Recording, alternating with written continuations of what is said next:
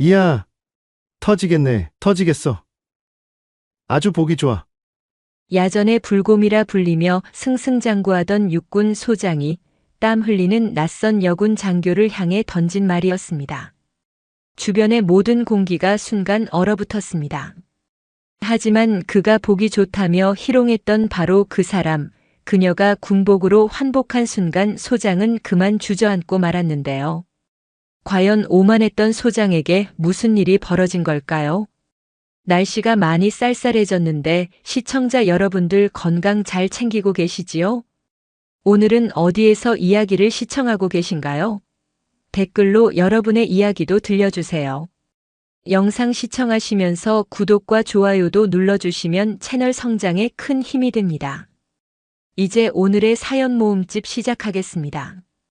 새벽 안개가 덜 거친 용산의 아침은 언제나처럼 쇳소리와 땀 냄새로 시작되었다. 국방부 지하에 위치한 체력단련실은 계급과 소속을 잠시 내려놓고 오직 육체의 한계와 싸우는 이들의 공간이었다. 물론 그 잠시라는 것은 어디까지나 이론적인 이야기였다. 이곳에서조차 보이지 않는 서열은 존재했고 묵직한 바벨이 렉에 부딪히는 소리보다 무거운 침묵이 흐르곤 했다. 정민석 상사는 이 공간의 지배자이자 가장 낮은 자였다.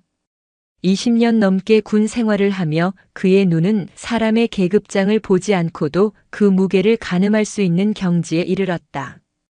그는 수건을 정리하고 기구를 닦으며 새벽 운동을 나온 간부들의 움직임 하나하나를 습관처럼 살폈다.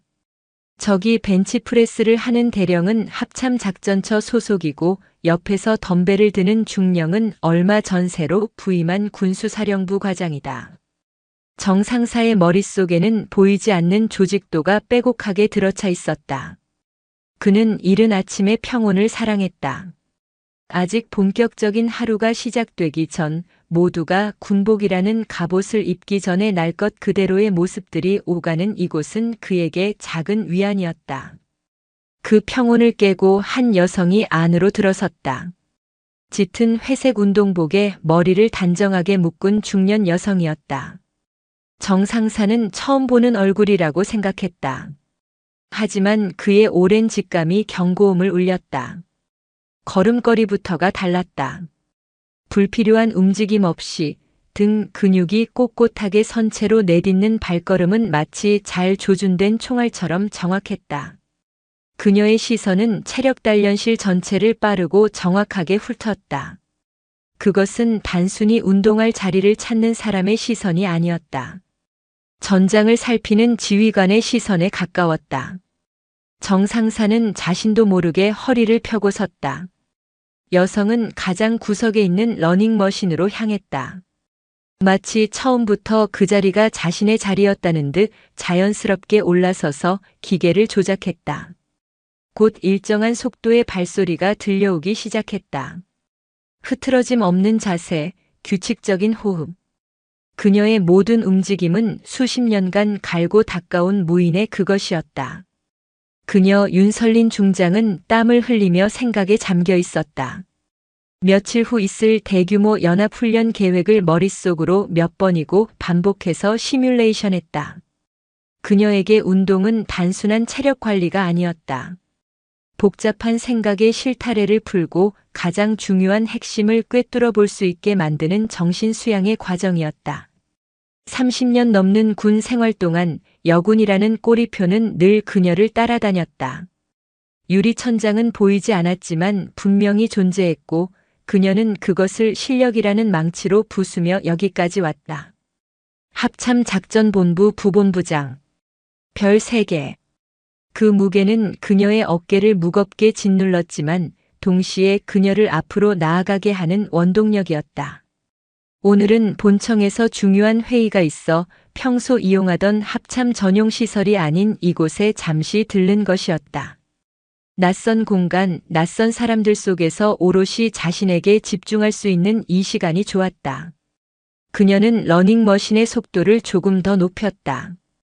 심장이 빠르게 뛰고 온몸의 근육이 비명을 질렀지만 정신은 오히려 더 맑아지는 것을 느꼈다. 그때였다. 체력 단련실 문이 거칠게 열리고 육중한 발소리가 정적을 깼다. 준장님, 이쪽입니다.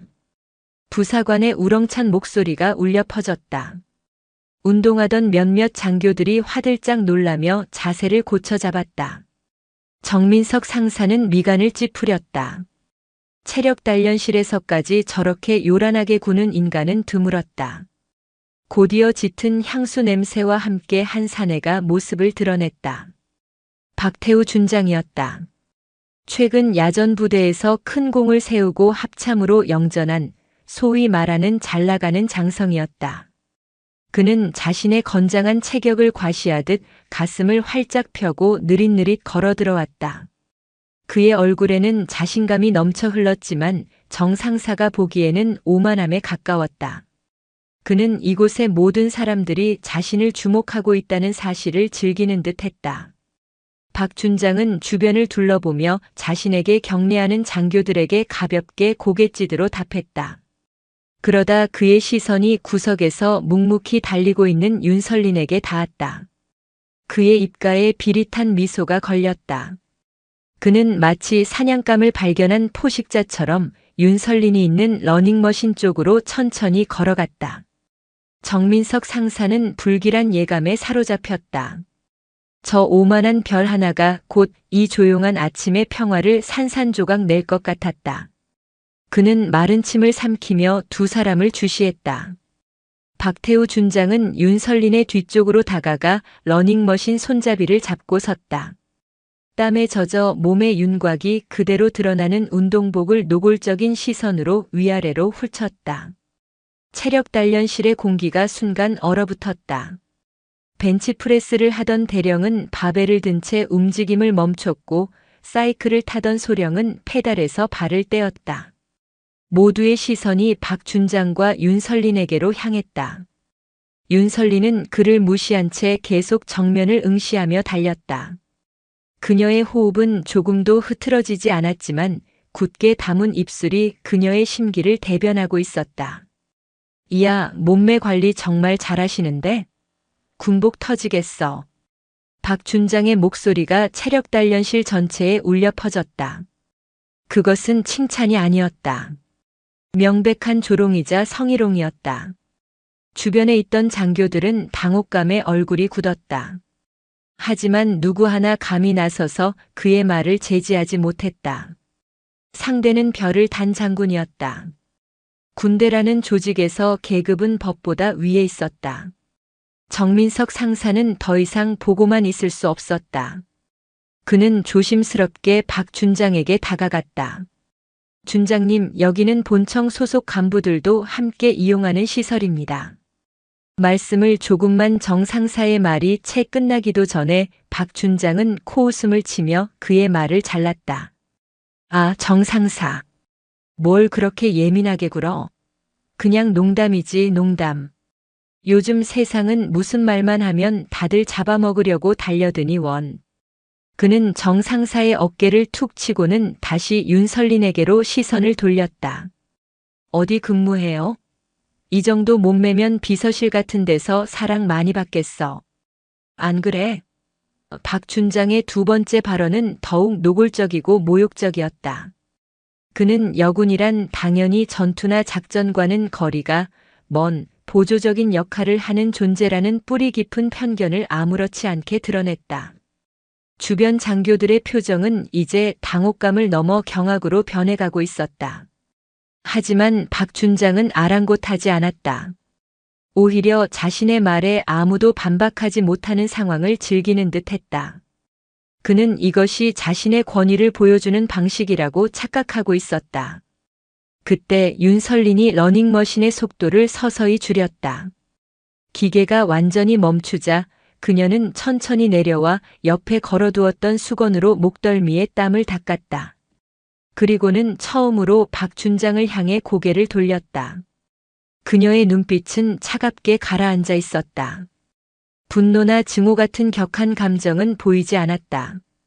그보다 더 깊고 서늘한 실망과 경멸이 담겨 있었다. 군복의 무게를 모르는 자는 말의 무게도 모르는 법이지. 윤설린의 목소리는 나지막했지만 체력단련실의 모든 소음을 압도할 만큼 날카로웠다. 박춘장은 순간 당황한 표정을 지었다. 그녀의 눈빛과 말투에서 예상치 못한 기백을 느꼈기 때문이었다. 뭐? 무슨 말이야 그게? 그는 자신의 권위가 도전받았다고 느꼈는지 목소리를 높였다. 농담도 못 알아듣나? 요즘 여자들은 왜 다들 그렇게 뻣뻣해? 윤설리는 더 이상 대꾸하지 않았다. 그녀는 자신의 물병과 소지품을 가방에 챙겨 넣기 시작했다. 그녀의 침묵은 박춘장을 더욱 자극했다. 그는 자신이 이겼다고 생각했다. 봐봐, 할 말 없으니까 그냥 가려고 하잖아. 내가 뭐 틀린 말 했어? 그는 주변을 둘러보며 다른 이들의 동의를 구하듯 말했지만 돌아오는 것은 어색한 침묵뿐이었다. 윤설리는 가방을 어깨에 메고 출구 쪽으로 걸어갔다. 그녀가 문을 열고 나가기 직전 잠시 멈춰 서서 박춘장을 돌아보지 않은 채 말했다. 오늘 9시 합참작전본부 회의. 꼭 참석하길 바라지. 그 말에는 싸늘한 경고의 의미가 담겨 있었다. 그리고는 미련 없이 체력단련실을 빠져나갔다. 쿵 하고 문이 닫히는 소리와 함께 체력단련실에는 무거운 정적이 내려앉았다. 박준장만이 여전히 상황 파악을 하지 못한 채 뭐야 저 여자 끝까지 재수없게 라고 중얼거렸다. 정민석 상사는 온몸에 소름이 돋는 것을 느꼈다. 그는 방금 엄청난 폭풍의 서막을 목격했다는 것을 직감했다. 9시 합참작전본부 회의. 그곳에서 무슨 일이 벌어질지 그는 감히 상상할 수조차 없었다. 윤설린이 나간 후에도 체력단련실의 어색한 분위기는 쉬이 가시지 않았다. 박태우 준장은 마치 승리한 장군처럼 의기양양하게 덤벨 렉으로 향했다. 주변의 침묵을 자신에 대한 경외심으로 착각한 그는 콧노래까지 흥얼거리며 이두근 운동을 시작했다. 요즘 군대가 너무 물러터졌어. 저런 여자 하나 제대로 휘어잡지 못하니 말이야. 그는 혼잣말처럼 중얼거렸지만 그 소리는 모두에게 똑똑히 들렸다. 벤치프레스를 하던 김대령은 조용히 바벨을 내려놓고 박준장에게 다가갔다. 그는 박준장의 육사 선배이자 오랜 동료였다. 박 장군, 아까 그건 좀 심했네. 상대가 누구인지도 모르는데 그렇게까지 할 필요는 없지 않았나. 김대령의 조심스러운 충고에 박준장은 기분 나쁘다는 듯 덤벨을 바닥에 쿵 내려놓았다. 선배님까지 왜 그러십니까? 그냥 여군 하나 아닙니까? 계급이 높아봐야 소령이나 중령이겠죠. 제가 별 하나 달고 그 정도 농담도 못합니까? 그의 목소리에는 자신의 행동에 대한 일말의 반성도 찾아볼 수 없었다.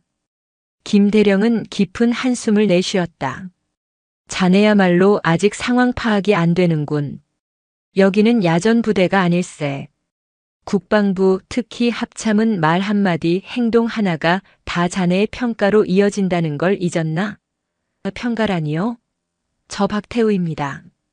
지난번 대규모 침투 훈련에서 적 특작 부대를 완벽하게 소탕하고 여기 합참까지 영전해 온 사람입니다. 고작 여군 하나한테 농담 좀 했다고 제 평가가 깎이기라도 한다는 말씀입니까? 박준장의 오만함은 하늘을 찔렀다. 그는 자신의 전공이 모든 것을 덮어줄 것이라 굳게 믿고 있었다.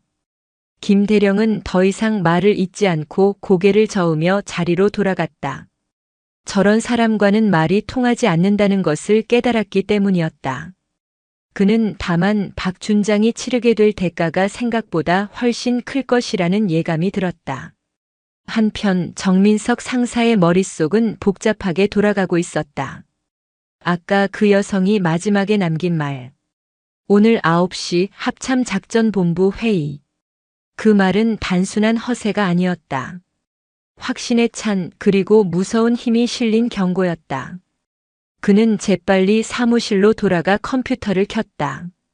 군 내부 인트라넷에 접속해 합참작전본부의 주요 직위자 명단을 검색하기 시작했다. 그리고 그의 눈이 한 이름 앞에서 멈췄다. 합참작전본부 부본부장 중장 윤설린. 사진 속 인물은 방금 전 체력단련실에서 모욕을 당했던 바로 그 여성이었다. 정상사는 온몸에 피가 차갑게 식는 것을 느꼈다. 중장. 별 3개. 국군 창설 이래 여성으로서 그 자리에 오른 최초의 인물이었다. 그녀는 살아있는 전설이었다.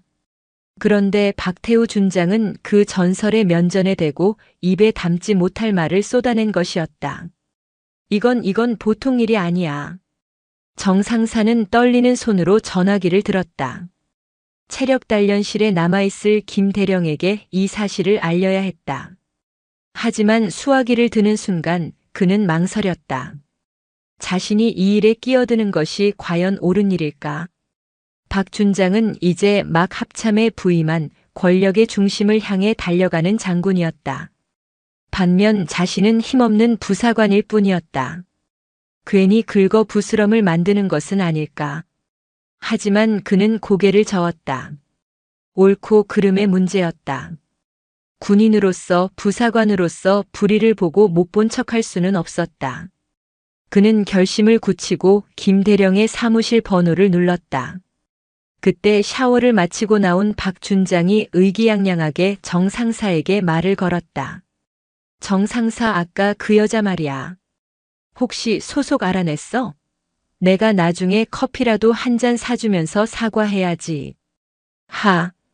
그의 웃음소리가 정 상사의 귀에는 지옥의 소리처럼 들렸다. 정 상사는 차마 입이 떨어지지 않았다.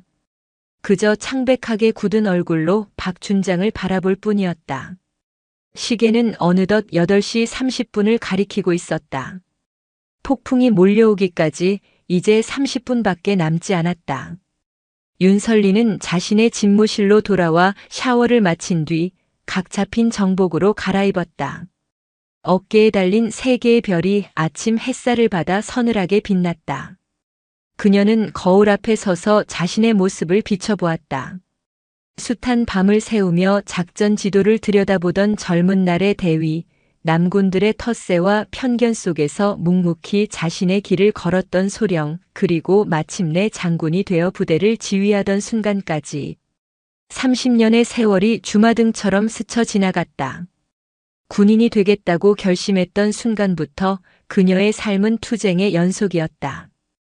여성이라는 이유만으로 능력을 의심받고 보이지 않는 차별과 싸워야 했다. 그녀는 포기하지 않았다. 남자들보다 2배, 3배 더 노력했다. 체력적으로도 정신적으로도 결코 뒤처지지 않기 위해 스스로를 채찍질했다. 그렇게 피와 땀으로 별을 달았다.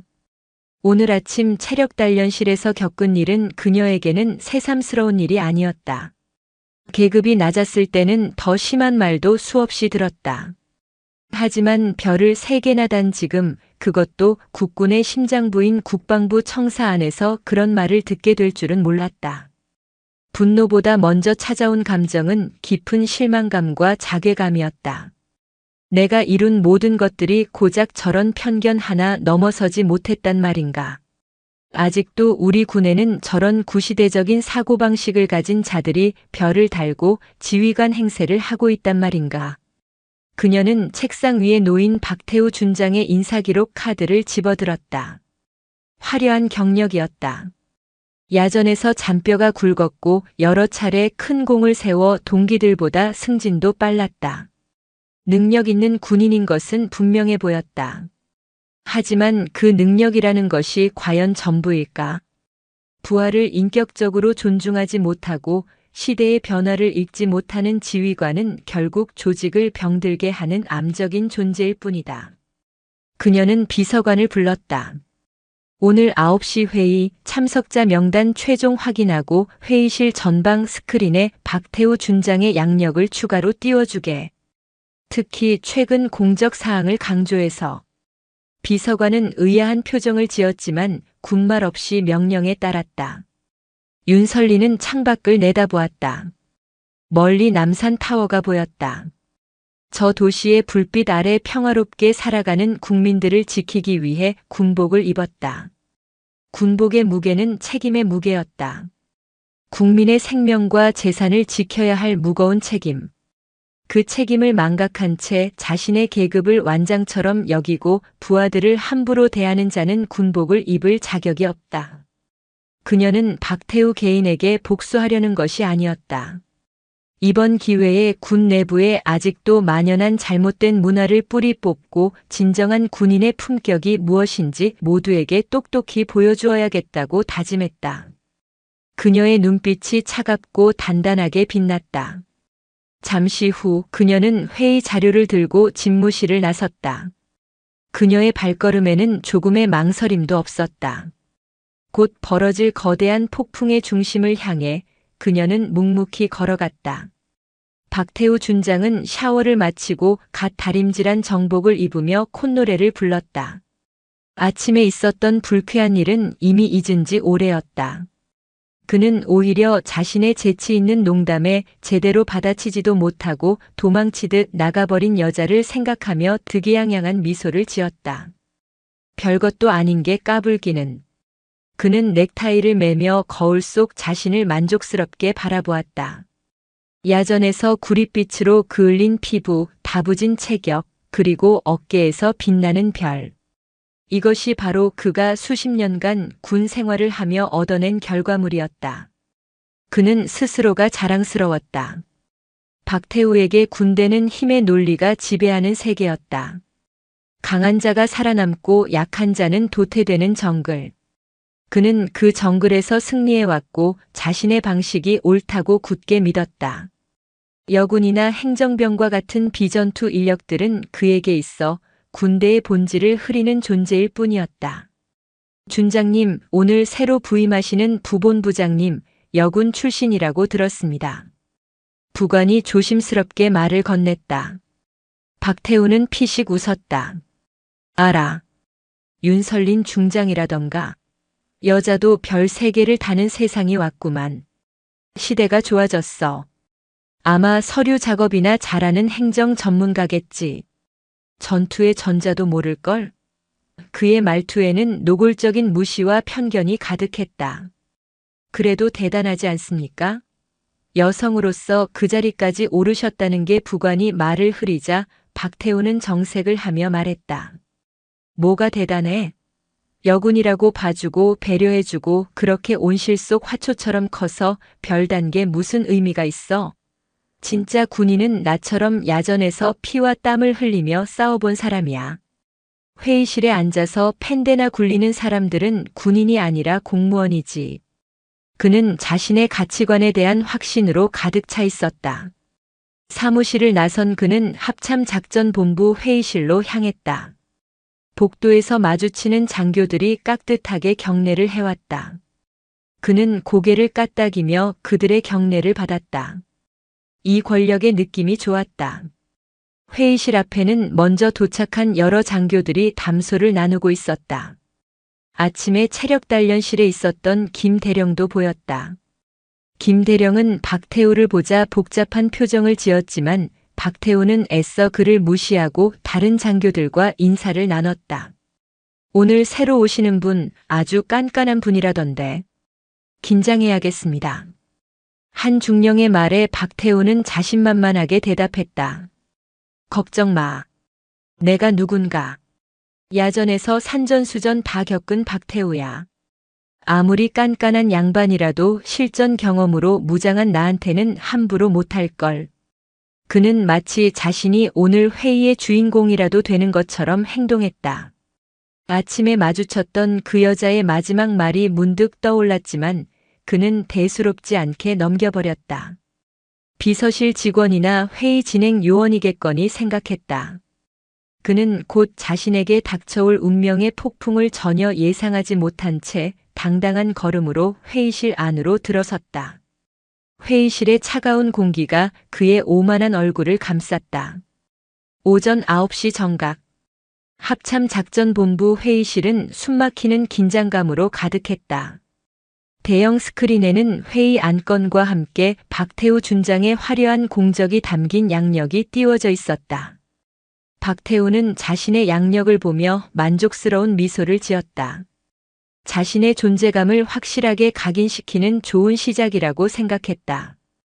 회의에 참석한 수십 명의 영관급 장교들은 모두 굳은 표정으로 자리를 지키고 있었다.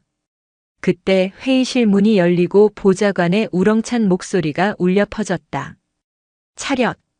부본부장님 입장하십니다. 참석자 전원이 일제히 자리에서 일어나 칼 같은 거수 경례 자세를 취했다. 박태우도 반사적으로 몸을 일으켜 세우고 입구 쪽으로 시선을 돌렸다. 문이 열리고 한 여성이 안으로 들어섰다. 각 잡힌 정복, 단정하게 정돈된 머리, 그리고 조금의 흐트러짐도 없는 당당한 걸음걸이. 그녀가 천천히 회의실 중앙으로 걸어 들어오자 박태우의 눈이 경악으로 물들었다. 아침에 체력단련실에서 자신이 온갖 모욕적인 언사를 퍼부었던 바로 그 여성이었다. 운동복이 아닌 정복을 입은 그녀의 어깨에서는 세 개의 별이 서늘하게 빛나고 있었다. 중장 윤설린. 새로 부임한 합참작전본부 부본부장이었다.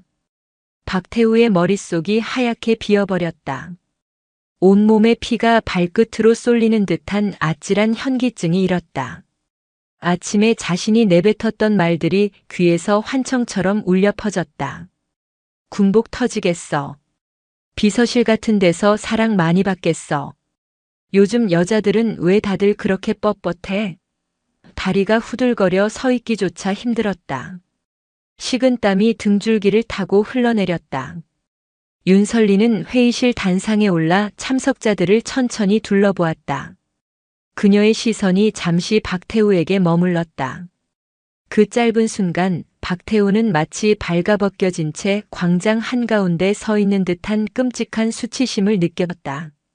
윤설린의 눈빛에는 분노가 아닌 깊은 실망과 차가운 경멸이 담겨 있었다. 모두 편히 앉도록.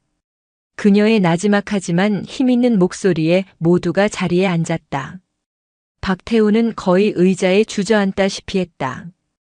윤설리는 준비된 연설문을 쳐다보지도 않은 채 입을 열었다.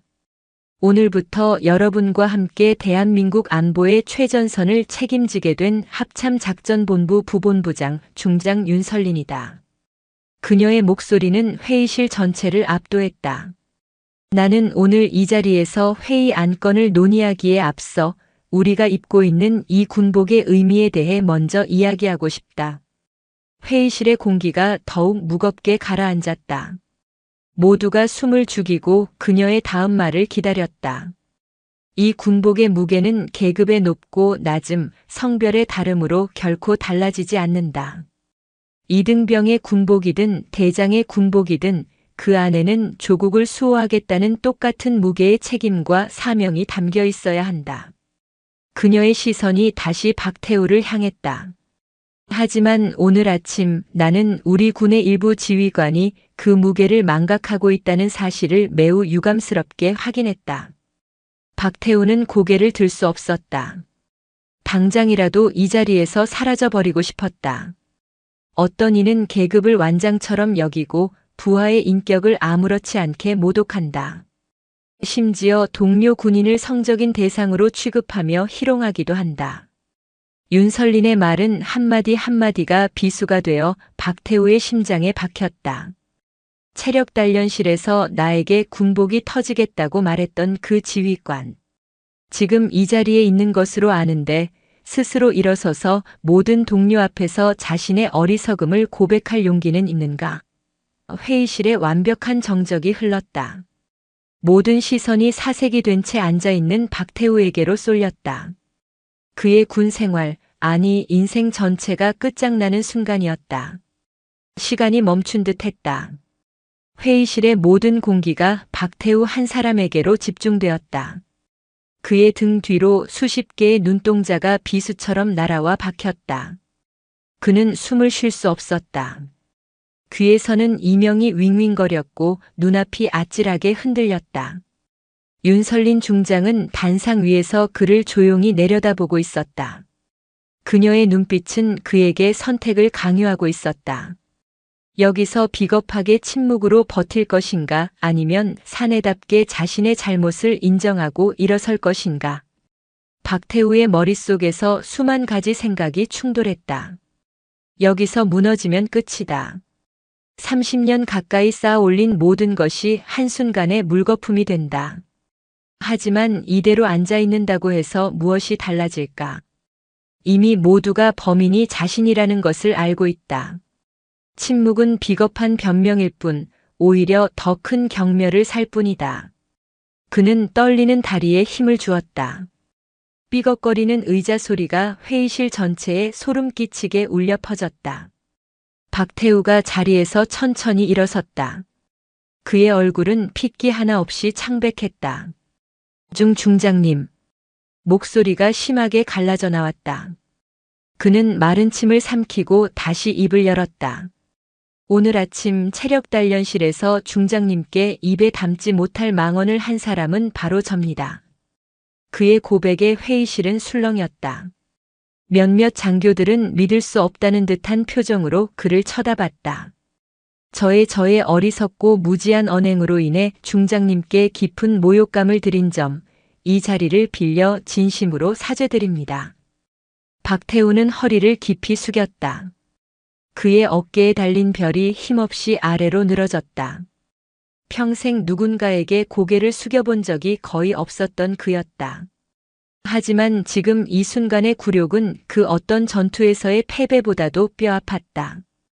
윤설리는 여전히 표정의 변화 없이 그를 바라보고 있었다. 박준장, 고개를 들게. 그녀의 말에 박태우는 천천히 허리를 폈다. 나는 자네의 사과를 받으려고 이 이야기를 꺼낸 것이 아니다. 자네 개인의 처벌을 원해서도 아니다. 의외의 말이었다. 박태우는 혼란스러운 눈으로 그녀를 바라봤다. 내가 문제 삼고 싶은 것은 박준장, 자네 한 사람이 아니라 자네와 같은 생각을 가진 사람들이 여전히 우리 군의 지휘관으로 있다는 사실 그 자체다. 그녀는 회의실 전체를 둘러보며 말을 이어갔다. 계급이 높다는 것이 인격까지 높다는 것을 의미하지는 않는다. 어깨에 별이 많다고 해서 더 위대한 군인이 되는 것도 아니다. 진정한 지휘관은 힘으로 부하를 누르는 사람이 아니라 품격으로 부하들의 존경을 받는 사람이다. 품격 없는 별은 그저 빛 좋은 쇠붙이에 불과하다는 것을 오늘 이 자리에 있는 모두가 명심하길 바란다. 그녀의 말은 회의실의 모든 장교들의 가슴에 깊이 파고들었다. 박태우뿐만 아니라 많은 이들이 자신의 과거를 돌아보며 뜨끔함을 느꼈다. 윤설리는 마지막으로 박태우를 향해 말했다. 박준장은 자리에 앉게. 오늘 회의는 예정대로 진행한다. 하지만 회의가 끝난 뒤 준장은 내 집무실로 오도록. 군복의 무게가 무엇인지 오늘 제대로 가르쳐 주도록 하지. 그 말은 사형 선고나 다름없었다. 박태우는 힘없이 자리에 주저앉았다. 회의가 어떻게 진행되었는지, 무슨 내용이 오갔는지 그의 귀에는 아무것도 들어오지 않았다. 그의 머릿속은 오직 회의가 끝난 뒤 자신에게 닥쳐올 운명에 대한 공포로 가득 차 있었다. 그날의 회의는 국방부 내에서 전설처럼 회자되었다. 한 장군의 오만함이 어떻게 꺾이는지, 그리고 진정한 리더의 품격이 무엇인지를 모두가 목격한 역사적인 순간으로 기록되었다. 회의가 끝나자 참석자들은 약속이라도 한 듯 조용히 지시를 빠져나갔다. 누구도 박태우에게 말을 걸지 않았다. 동정의 눈빛을 보내는 이도 고소하다는 듯한 표정을 짓는 이도 있었지만 대부분은 그저 그를 없는 사람처럼 대했다. 그는 텅 빈 회의실에 홀로 남아 망연자실하게 앉아 있었다. 불과 1시간 전까지만 해도 세상을 다 가진 듯 의기양양했던 그는 이제 모든 것을 잃은 패잔병이 되어 있었다. 끝났어, 이제 다 끝났어. 그는 떨리는 손으로 얼굴을 감쌌다. 소문은 이미 국방부 전체에 쫙 퍼져나갔을 것이다. 박태우 준장, 여자 중장에게 성희롱하다 공개적으로 망신당하다. 군 생활 내내 승승장구해왔던 그의 명예는 땅에 떨어졌고 앞으로 그의 앞에는 가시밭길만이 펼쳐져 있을 것이 분명했다. 그 시각 체력단련실의 정민석 상사는 깊은 고뇌에 빠져 있었다. 오전 회의에서 있었던 일은 김 대령을 통해 전해 들었다. 윤설린 중장이 직접 박 준장을 질책했다는 이야기에 그는 통쾌함과 동시에 불안감을 느꼈다. 이대로 사건이 덮여서는 안 된다는 생각이 들었다. 윤 중장이 아무리 공개적으로 질책했다고 해도 공식적인 절차를 밟지 않으면 결국 유야무야 넘어갈 수도 있었다. 그는 결심했다. 자신이 직접 보고서를 작성하기로. 체력단련실 관리 부사관으로서 시설 내에서 벌어진 장성의 품위유지 위반 행위를 목격한 이상 이를 상부에 보고하는 것은 그의 당연한 의무였다. 그는 컴퓨터 앞에 앉아 보고서를 작성하기 시작했다. 육하원 측에 따라 박태우 준장이 윤설린 중장에게 했던 발언들을 하나도 빠짐없이 기록했다. 그리고 결정적인 증거가 될 체력단련실 내부 CCTV 영상 파일도 첨부했다. 다행히 체력단련실 CCTV는 음성까지 녹음되는 최신형이었다. 보고서를 제출하는 그의 손은 조금 떨렸다. 준장을 상대로 보고서를 올린다는 것은 엄청난 용기가 필요한 일이었다. 하지만 그는 이것이 옳은 일이라고 믿었다. 그가 보고서 전송 버튼을 누른 순간 국방부 감찰실의 컴퓨터에 경고등이 켜졌다. 준장 박태우 품위유지 위반 및 성희롱 혐의. 보고서를 확인한 감찰실장의 표정이 심각하게 굳어졌다. 사안의 중대성을 직감한 그는 즉시 국방부 장관에게 직보했다. 그날 오후 박태우 준장에게 품위유지 위반 혐의에 대한 감찰 조사 착수를 알리는 공식 공문이 하달되었다. 공문을 받아든 박태우의 얼굴은 종이장처럼 구겨졌다. 올 것이 왔다고 생각했지만 막상 공식적인 조사가 시작된다는 통보를 받으니 눈앞이 캄캄했다. 그는 다급하게 여기저기 전화를 걸기 시작했다. 자신의 인맥을 총동원해 어떻게든 이 위기를 막아보려 했다. 하지만 수화기 너머로 들려오는 동기들과 선배들의 반응은 냉담했다. 상대가 윤설린 중장이라고. 그분은 장관님도 함부로 못하는 분이야. 우리가 어떻게 손을 쓸 수가 없어. 모두가 그에게서 등을 돌렸다. 그는 철저히 혼자가 되었다. 그때 집무실 전화벨이 울렸다. 윤설린 중장의 비서관이었다. 박태우 준장님, 부본부장님께서 지금 집무실로 오시라고 하십니다. 결국 심판의 시간이 온 것이었다. 박태우는 무거운 발걸음으로 윤설린의 집무실로 향했다. 문 앞에 서서 몇 번이나 심호흡을 했지만 심장은 미친 듯이 날뛰었다. 그는 떨리는 손으로 문을 두드렸다. 들어오게. 안에서 차분한 목소리가 들려왔다. 문을 열고 들어서자 윤설린이 창가에 서서 바깥 풍경을 내다보고 있었다. 정복이 아닌 편안한 근무복 차림이었지만 그녀에게서 뿜어져 나오는 위험은 조금도 줄어들지 않았다. 앉지. 그녀는 책상 앞 의자를 가리켰다. 박태우는 마치 죄인처럼 의자 끝에 겨우 엉덩이를 걸치고 앉았다. 무슨 말이 나올까, 어떤 질책과 처벌이 기다리고 있을까. 그의 머릿속은 온통 두려움으로 가득했다. 한참의 침묵이 흘렀다. 그 침묵이 박태우의 숨통을 조여왔다. 먼저 입을 연 것은 윤설린이었다. 감찰조사 통보 받았겠지. 네, 받았습니다. 기분이 어떤가? 예상치 못한 질문이었다. 박태우는 잠시 머뭇거리다 솔직하게 대답했다.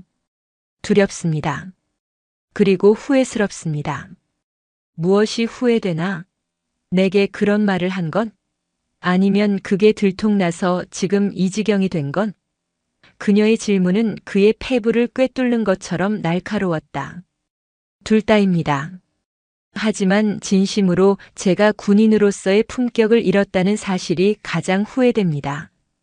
그리고 중장님께 씻을 수 없는 상처를 드렸다는 것도 진심으로 죄송하게 생각합니다. 박태우의 목소리에는 이전에는 없었던 진심이 담겨 있었다. 윤설린은 천천히 몸을 돌려 그를 마주 보았다. 그녀의 눈빛은 이전처럼 차갑지 않았다. 박준장, 나는 자네에게 상처받지 않았네. 다만 실망했을 뿐이야. 그녀는 책상으로 걸어와 그의 맞은편에 앉았다. 나는 지난 30년간 자네가 한 것보다 더 심한 말, 더 지독한 편견과 싸워왔네. 그럴 때마다 상처받았다면 나는 아마 이 자리까지 오지도 못했을 거야. 그녀의 말에는 깊은 연륜과 아픔이 묻어 있었다. 내가 실망한 것은 야전에서 그토록 능력을 인정받고 여기까지 올라온 유능한 지휘관조차 아직도 그런 낡고 편협한 생각을 가지고 있다는 사실이었네. 자네 같은 사람이 지휘하는 부대의 여군들은 과연 어떤 대우를 받고 있을까? 그 생각이 나를 가장 비참하게 만들었어. 박태우는 고개를 들 수 없었다. 그의 얼굴이 부끄러움으로 붉게 달아올랐다. 죄송합니다. 제가 너무 어리석었습니다. 그의 눈에서 뜨거운 눈물이 흘러내렸다. 윤설리는 잠시 그의 모습을 지켜보다가 말을 이었다. 감찰 조사는 예정대로 진행될 걸세. 자네가 저지른 일에 대한 책임은 피할 수 없어. 아마 이번 일로 자네의 군 생활에 큰 오점이 남게 되겠지. 진급은 물론이고 앞으로 중요한 보직을 맡기도 어려울 거야. 그것은 사형 선고와 같은 말이었다. 박태우는 절망감에 입술을 깨물었다. 하지만 윤설린의 목소리가 그의 귓가를 파고들었다. 이것이 끝이라고 생각하지 말게. 진정으로 반성하고 있다면 이것은 끝이 아니라 새로운 시작이 될 수도 있어. 중요한 건 앞으로 자네가 어떤 군인으로 살아갈 것인가 하는 점이야. 그녀는 자리에서 일어나 책상 서랍에서 무언가를 꺼내 그에게 건넸다. 그것은 낡고 해진 작은 수첩이었다. 내가 처음 임관했을 때부터 쓰던 수첩일세. 그 안에는 내가 군 생활을 하며 지키고자 했던 다짐들이 적혀 있지. 한번 읽어보게. 박태우는 떨리는 손으로 수첩을 받아들었다. 그에게는 질책이나 처벌이 아닌 새로운 기회가 주어진 것이었다. 그는 흐르는 눈물을 닦을 생각도 하지 못한 채 윤설린을 향해 깊이 고개를 숙였다. 그 후 일주일이 흘렀다. 박태우 준장에 대한 감찰 조사는 신속하게 진행되었고 결과는 견책이라는 중징계로 결정되었다. 군 내부에서는 그의 화려했던 경력을 고려할 때 사실상 군 생활이 끝난 것이나 다름없다는 평이 지배적이었다. 그는 모든 것을 체념한 채 징계 결과를 받아들였다. 그동안 그는 윤설린 중장이 건네준 낡은 수첩을 몇 번이고 반복해서 읽었다. 그 안에는 군인은 국민을 위해 존재한다. 부하를 인격으로 대하라. 어떠한 차별에도 굴하지 말라와 같은 군인이라면 누구나 아는 당연한 말들이 적혀 있었다. 하지만 그 당연한 말들이 수십 년의 세월 동안 그녀가 겪었을 고뇌와 투쟁의 무게와 함께 다가와 그의 가슴을 무겁게 짓눌렀다. 그는 자신이 얼마나 오만하고 어리석었는지를 뼈저리게 깨달았다. 변화는 서서히 하지만 분명하게 시작되었다. 그는 더 이상 부하들에게 고압적인 태도를 보이지 않았다. 회의 시간에는 말단 실무자의 의견까지 경청했고 특히 여군 장교들의 고충에 귀를 기울였다. 처음에는 그의 변화를 의심의 눈초리로 바라보던 부하들도 그의 진심 어린 태도에 점차 마음을 열기 시작했다. 그의 사무실 분위기는 이전과는 비교할 수 없을 만큼 부드러워졌다. 한편 국방부 체력단련실 입구에는 새로운 안내문 하나가 붙었다. 군복은 힘이 아니라 품격입니다. 품격 없는 별은 그저 쇠붙이에 불과합니다. 윤설린 중장의 지시로 붙은 이 문구는 체력단련실을 이용하는 모든 군인들에게 깊은 울림을 주었다. 다시 월요일 아침이 밝았다. 박태우는 여느 때처럼 체력단련실을 찾았다. 지난번의 사건 이후 처음이었다. 그는 일부러 사람이 가장 없는 이른 새벽 시간을 택했다. 하지만 그가 들어섰을 때 구석진 러닝머신 위에서 익숙한 인형이 달리고 있었다. 윤설린 중장이었다. 박태우는 순간 몸이 굳었다. 돌아나가야 할까? 하지만 그는 이내 마음을 다잡고 그녀에게로 다가갔다. 중장님 안녕하십니까? 그의 목소리는 조금 떨렸지만 이전의 오만함은 찾아볼 수 없는 겸손함이 묻어 있었다. 러닝머신 위에서 달리던 윤설린이 속도를 줄이고 그를 돌아보았다. 박 준장, 오랜만이군. 운동하러 왔나? 그녀의 목소리는 평온했다. 네, 그렇습니다. 그리고 중장님께 다시 한번 사죄드리고 싶어서 왔습니다. 윤설리는 러닝머신에서 내려와 수건으로 땀을 닦았다. 사과는 이미 충분히 받았네. 그보다 중요한 건 박 준장이 정말로 변했는가 하는 점이겠지. 매일 아침 거울을 보며 스스로에게 묻고 있습니다. 오늘 나는 군복의 무게를 제대로 감당할 자격이 있는가? 라고 말입니다. 중장님께서 주신 수첩을 읽으며 제가 얼마나 부끄러운 군인이었는지 깨달았습니다. 박태우의 눈빛은 진실했다. 윤설린의 입가에 옅은 미소가 번졌다. 좋은 습관이군. 그 질문을 평생 잊지 말고 살아가게. 몸이 건강해야 정신도 건강해지는 법이니 운동 열심히 하게. 그녀는 박태우의 어깨를 가볍게 두드려주고는 체력 단련실을 나섰다. 박태우는 그녀가 사라진 문을 한참 동안 바라보았다. 그는 덤벨을 들어 올렸다. 이전보다 훨씬 무겁게 느껴졌지만 마음은 이상하게도 가벼웠다. 그의 군 생활은 어쩌면 이제부터가 진짜 시작일지도 몰랐다. 그는 더 이상 별의 개수에 연연하지 않고 진정한 군인의 품격을 지키기 위해 살아가겠다고 다짐했다. 체력 단련실의 새로운 안내문이 아침 햇살을 받아 반짝이고 있었다. 야, 멸치 새끼야! 엄마 젖이 부족해서 덜 컸냐? 우리 누나들이 밥 좀 줘! 왜소한 체격의 이유준 일병은 최정예 특공부대 전갈부대로 전입 오자마자 강지의 중사를 비롯한 여군 선임들의 혹독한 무시와 조롱에 시달립니다. 하지만 그의 뒤에 가려져 있던 전설적인 누나의 존재가 드러나면서 부대 전체를 경악에 빠뜨리는데요. 여러분은 오늘 어떤 시간을 보내며 제 이야기에 귀 기울여주고 계신가요? 편안하게 감상하시면서 댓글로 여러분의 소식을 알려주세요. 시청 후 이야기가 마음에 드셨다면 구독과 좋아요로 사연 모음집에 큰 힘을 실어주는 것 잊지 말아주세요. 지독한 여름이었다. 아스팔트 위로 피어오르는 아지랑이가 시야를 흐릿하게 만들고 귓가에는 매미 울음소리가 포화 소리처럼 쏟아지는 오후. 전라북도 임실에 위치한 육군 특수전사령부 예하 제35특공대대 통칭 전갈부대의 연병장은 그야말로 펄펄 끓는 용광로와 같았다. 대한민국에서 가장 은밀하고 치명적인 임무를 수행하는 이 부대의 명성은 익히 알려져 있었지만 그 명성을 유지하기 위한 훈련의 강도는 외부에 알려진 것 이상으로 혹독했다. 그리고 오늘 그 지옥의 문턱을 넘기 위한 최종 선발 훈련 독침이 시작되려 하고 있었다. 최정예 대원들 사이에서도 최고의 전사 탑팀을 가려내는 이 훈련에 참가하기 위해 전국 각지에서 내로라 하는 특전대원들이 모여들었다. 땡볕 아래 위장복을 입고 정렬한 30명의 대원들은 하나같이 강철을 씹어먹어도 소화할 것 같은 험악한 인상과 다부진 체격을 자랑했다. 그들 사이에서 갓 일병 계급장을 단 이유주는 누가 봐도 이질적인 존재였다. 175cm가 겨우 넘는 키에 전투복이 헐렁하게 느껴질 정도로 마른 체격. 햇볕에 조금만 노출되어도 금세 붉어지는 하얀 피부는 영락없는 온실 속 화초였다.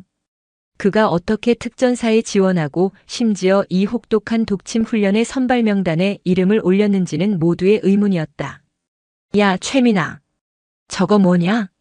서열순으로 정렬한 대원들의 맨 앞줄, 유독 단단한 어깨와 강렬한 눈빛을 자랑하는 강지의 중사가 옆에 선 최민아 하사에게 턱짓으로 이유준을 가리켰다. 그녀의 목소리에는 노골적인 경멸이 가득했다. 강지의 중사, 그녀는 전갈부대 내에서도 암전갈이라 불리는 독종이었다.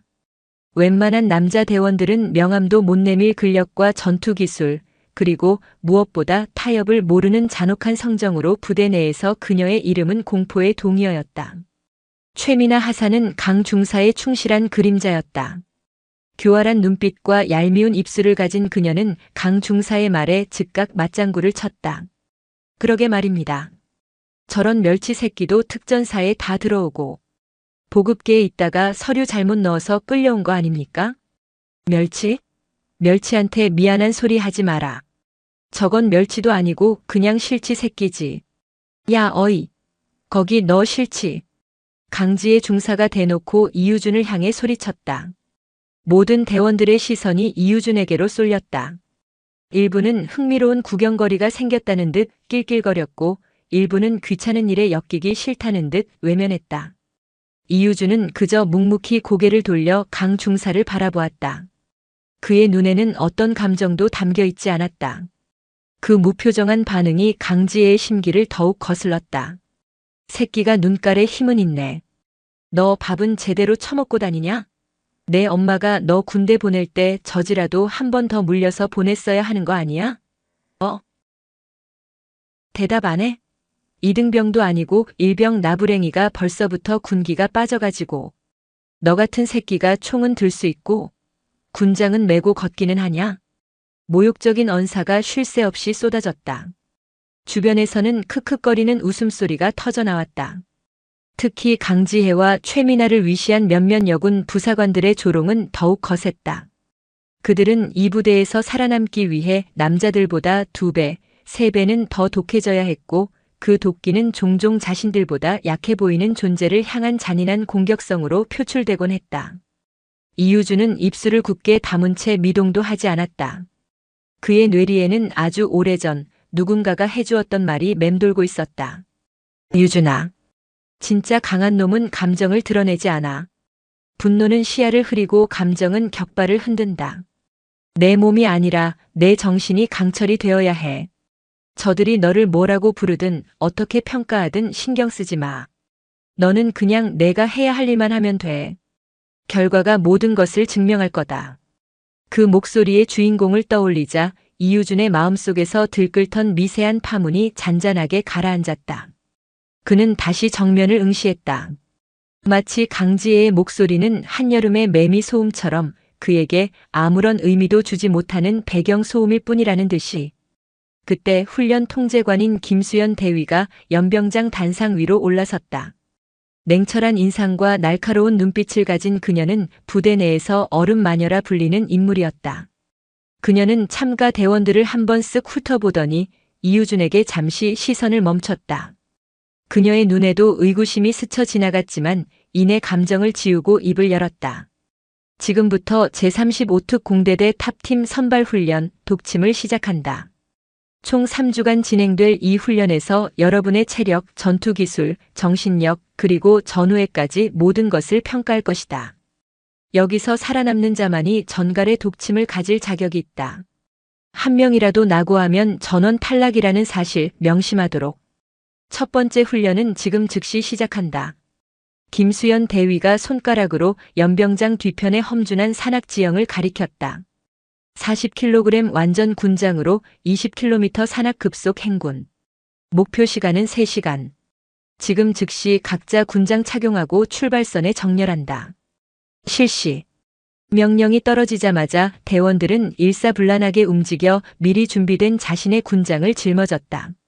40kg. 쌀 2가마니에 육박하는 무게다. 건장한 체격의 대원들도 군장을 매는 순간 윽하는 신음을 토해내며 몸을 휘청였다. 야, 멸치. 너 괜찮겠냐? 군장에 깔려 죽는 거 아니야? 최미나 하사가 낄낄거리며 이유준의 옆을 지나갔다. 강지의 중사는 아예 대놓고 그의 어깨를 강하게 툭 치고 지나갔다. 그 충격에 마른 몸이 휘청였지만 이유준은 이를 악물고 균형을 잡았다. 그는 다른 대원들보다 훨씬 더 힘겹게 거의 군장과 사투를 벌이는 것처럼 보였다. 그의 이마에는 이미 굵은 땀방울이 송골송골 맺혀 있었다. 꺼 보십시오. 시작도 전에 질질 짜겠습니다, 저놈. 냅둬. 저런 고문관 새끼는 알아서 퍼지게 되어 있어. 한 1km나 가려나 모르겠네. 강지혜와 최미나는 서로 시시덕거리며 출발선 맨 앞에 섰다. 그들의 눈에는 이유준에 대한 경멸과 함께 이번 훈련에서도 자신들이 압도적인 기량을 과시하리라는 확신이 가득했다. 김수연 대위는 출발선에 선 대원들을 바라보았다. 그녀의 시선은 다시 한번 땀을 뻘뻘 흘리며 간신히 서 있는 듯한 이유준 일병에게 향했다. 저런 대원이 어떻게 여기까지 올라온 거지? 서류에 착오가 있었나? 그녀는 속으로 혀를 차며 훈련 시작과 동시에 그가 가장 먼저 낙오할 것이라고 확신했다. 출발 5초 전. 넷, 셋, 둘, 하나. 출발. 붉은 신호탄이 하늘로 쏘아 올려졌다. 그와 동시에 30명의 특전대원들이 지축을 울리며 뛰쳐나갔다. 페이스 올려. 뒤처지는 놈들은 버리고 간다. 선두는 예상대로 강지의 중사와 최미나 하사였다. 두 사람은 마치 산짐승처럼 가파른 오르막길을 성큼성큼 치고 나갔다. 그 뒤를 몇몇 베테랑 부사관들이 바짝 쫓았고 나머지 대원들은 각자의 페이스에 맞춰 거친 숨을 몰아쉬며 그 뒤를 따랐다. 이유준은 거의 맨 후미에 처져 있었다. 그는 뛰지 않았다. 아니, 뛰지 못하는 것처럼 보였다. 40kg의 군장은 그의 어깨를 지면으로 잡아끄는 거대한 바위와도 같았다. 그는 그저 묵묵히 일정한 보폭으로 걸음을 옮길 뿐이었다. 그의 등은 이미 땀으로 흥건히 젖어 있었고 입술은 바싹 말라붙어 있었다. 거봐, 내가 뭐라고 했어? 1km도 못 가서 기어다니잖아. 잠시 뒤를 돌아본 최미나 하사가 멀찌감치 뒤처진 이유준을 보며 조소했다. 신경 꺼. 저런 병신 새끼한테 신경 쓸 시간에 한 걸음이라도 더 가는 게 이득이야. 오늘 저녁에 저 새끼가 질질 짜면서 부대 복귀할 모습이나 상상하면서 힘내자고. 강지혜는 쌀쌀맞게 쏘아붙이고는 더욱 속도를 높였다. 그녀에게 이유준은 이미 경쟁 상대가 아니었다. 그저 눈에 거슬리는 부대의 수치일 뿐이었다. 시간이 흘렀다. 30분, 1시간 뙤약볕은 점점 더 뜨거워졌고 산길은 더욱 험준해졌다. 끝없이 이어지는 오르막과 내리막은 대원들의 체력을 무섭게 갉아먹었다. 초반에 의욕적으로 치고 나갔던 대원들 중 몇몇이 눈에 띄게 속도가 느려지기 시작했다. 욕설과 거친 숨소리가 숲속을 가득 메웠다. 선두 그룹을 이끌던 강지혜와 최미나 역시 마찬가지였다. 그들의 얼굴에도 조금씩 피로가 어리기 시작했다.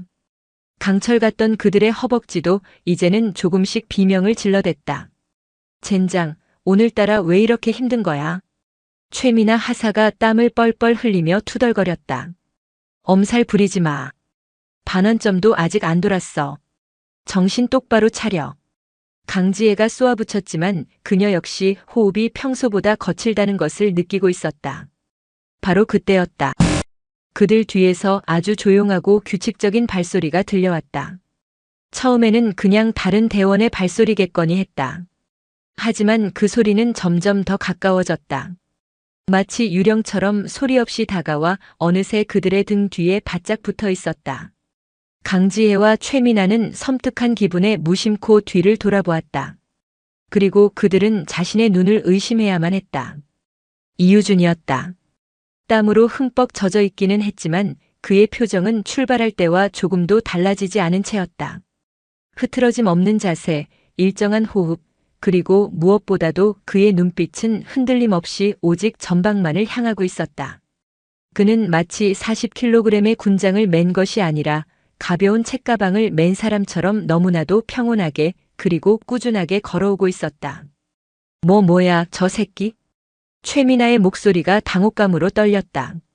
강지혜는 아무 말도 할 수 없었다. 충격이었다. 분명히 맨 뒤에서 거의 기다시피 하던 놈이었다. 그런데 어느새 자신들의 바로 뒤까지 따라붙었단 말인가.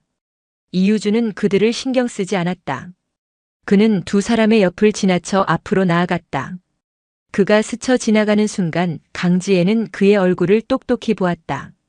지친 기색이라고는 찾아볼 수 없었다. 오히려 그의 눈빛은 출발할 때보다 더욱 형형하게 빛나고 있었다. 저 미친 새끼가. 자존심에 상처를 입은 강지혜가 이성을 잃고 소리치며 이유준을 따라 속도를 높였다. 하지만 이미 지칠 대로 지친 몸은 마음처럼 따라주지 않았다. 오히려 무리하게 속도를 높인 탓에 다리가 꼬이며 휘청이기까지 했다. 이유준은 뒤도 돌아보지 않았다. 그는 추월한 다른 대원들에게도 눈길 한 번 주지 않고 자신만의 페이스로 묵묵히 전진했다. 그는 한 명, 또 한 명을 꾸준히 제쳐나갔다. 중간 그룹을 지나고 마침내 선두 그룹의 대원들마저 그의 등 뒤로 사라졌다. 그의 행군은 마치 잘 짜인 기계의 움직임과도 같았다. 오르막에서는 보폭을 줄여 체력을 안배했고 내리막에서는 무게 중심을 이용해 가속도를 붙였다. 쓸데없는 움직임은 단 하나도 없었다. 모든 것이 최소한의 에너지로 최대의 효율을 내기 위해 완벽하게 계산된 동작이었다. 저건 단순한 체력의 문제가 아니야. 완벽한 페이스 조절 능력과 신체 제어 능력, 저런 움직임은 하루 이틀 훈련한다고 해서 나오는 게 아니다. 후미에서 대원들의 상태를 체크하며 따라오던 김수연 대위는 멀리서 이유준이 선두로 치고 나가는 모습을 보고 경악을 금치 못했다. 출발 전 가장 먼저 낙오할 것이라 예상했던 바로 그 대원이었다. 자신의 예상이 보기 좋게 빗나갔다는 사실에 대한 당혹감과 함께 그녀의 가슴 속에서 정체 모를 흥미가 싹트기 시작했다. 결승선이 시야에 들어왔을 때 모든 통제관들과 지원 병력들은 술렁이기 시작했다. 예상했던 1등 후보들이 아니었다. 너무나도 낯선 그리고 너무나도 왜소한 체격의 한 일병이 압도적인 속도로 결승선을 향해 다가오고 있었다. 기록 측정 준비. 김수연 대위가 소리쳤다. 이유준은 마지막까지 속도를 잃지 않고 결승선을 통과했다. 그가 결승선을 넘는 순간 김수연 대위의 손에 들린 초시계가 정확히 멈춰섰다. 2시간 15분 30초. 기존 전갈부대의 산악행군 최고 기록을 무려 20분이나 단축한 믿을 수 없는 신기록이었다. 결승선을 통과한 이유준은 그 자리에 주저앉거나 숨을 헐떡이지도 않았다. 그는 조용히 군장을 내려놓고 흐트러진 호흡을 가다듬었다. 마치 20km 산악행군이 아니라 가벼운 아침 조깅이라도 마친 사람처럼. 잠시 후 강지혜와 최미나를 포함한 다른 대원들이 녹초가 된 모습으로 하나둘씩 결승선에 들어왔다. 그들은 먼저 도착해 아무렇지도 않게 서 있는 이유준을 보고는 귀신이라도 본 듯한 표정을 지었다. 이게 어떻게 된 거야? 최미나 하사가 넋 나간 목소리로 중얼거렸다. 강지혜는 아무 말 없이 그저 불타는 듯한 눈으로 이유준을 노려볼 뿐이었다. 굴욕감과 분노 그리고 이해할 수 없는 혼란이 그녀의 속을 뒤틀고 있었다. 김수연 대위가 이유준에게 다가갔다. 그녀는 복잡한 표정으로 그의 이름표와 계급장을 다시 한번 확인했다. 이유준 일병. 어떻게 한 거지? 이유준은 김수연 대위를 향해 돌아보며 처음으로 입을 열었다. 그의 목소리는 조금도 지치지 않은 차분한 목소리였다. 그저 제 페이스대로 걸었을 뿐입니다. 그 당연하다는 듯한 대답에 김수연 대위는 할 말을 잃었다. 그녀는 이 왜소한 체격의 신병이 그저 운 좋은 멸치가 아니라는 사실을 직감했다. 그의 안에는 상상을 초월하는 무언가가 숨겨져 있었다. 첫날 훈련의 충격적인 결과는 전갈부대 독침 훈련 참가자들 사이에 미묘한 파장을 일으켰다. 이유준을 향한 노골적인 조롱과 멸시는 눈에 띄게 줄어들었다. 대신 그 자리를 차지한 것은 경계심과 의구심 그리고 강지의 중사와 최미나 하사로부터 뿜어져 나오는 더욱 차갑고 날카로운 적이었다. 시발, 운 좋게 이긴 거 가지고 아주 영웅이라도 된 줄 아네. 둘째 날 훈련을 앞둔 이른 아침, 최미나 하사가 정비고에서 총기를 손질하며 투덜거렸다. 강지혜는 말없이 자신의 K2 소총을 분해하고 조립하며 기름칠을 하고 있었다. 그녀의 손놀림은 매우 빠르고 정확했지만 그 눈빛은 어제보다 훨씬 더 사나워져 있었다. 운? 저게 운으로 보여? 저 새끼 뭔가 있어. 보통 놈이 아니야. 있어봤자 뭐가 있겠습니까? 그냥 체력만 무식하게 좋은 깡마른 놈일 뿐입니다. 오늘 사격 훈련에서 미천 다 드러날 겁니다. 저런 비리비리한 놈이 반동이나 제대로 제어하겠습니까? 그래. 사격은 다르지. 사격은 체력만으로 되는 게 아니니까. 강지혜의 입가에 비릿한 미소가 걸렸다. 그녀는 부대 내 최고의 저격수 중 한 명이었다. 사격에 있어서만큼은 그 누구에게도 뒤져본 적이 없었다.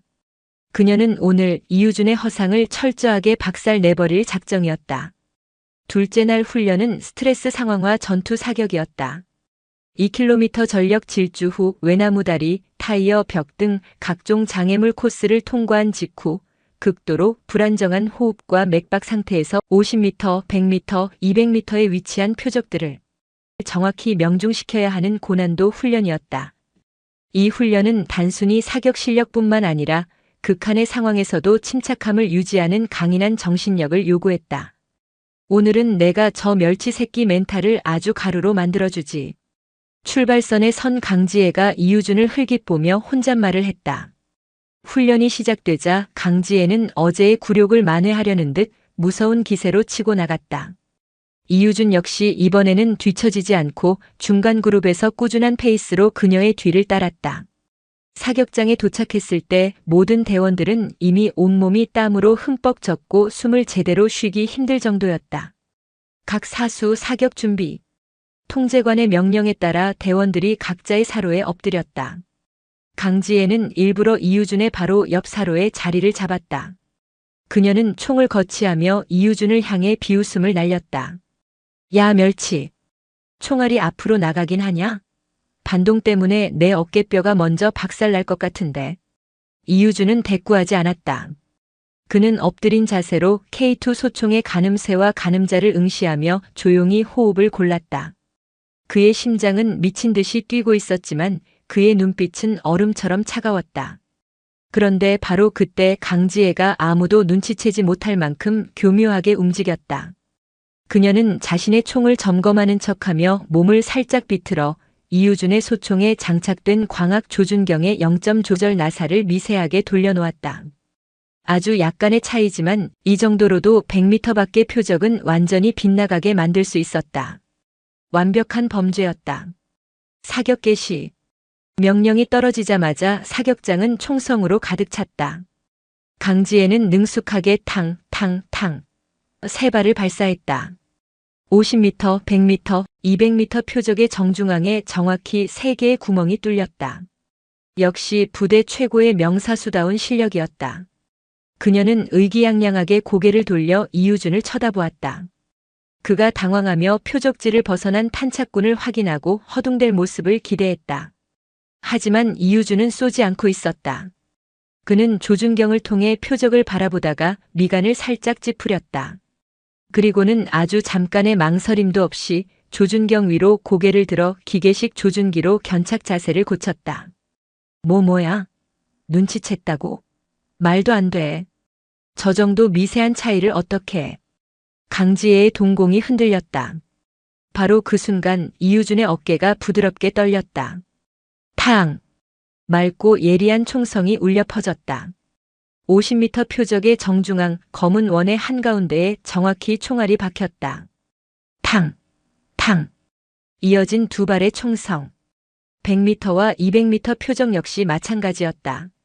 심지어 200m 표적은 강지혜가 쏜 탄착점 바로 옆 1cm도 안 되는 간격으로 꽂혔다.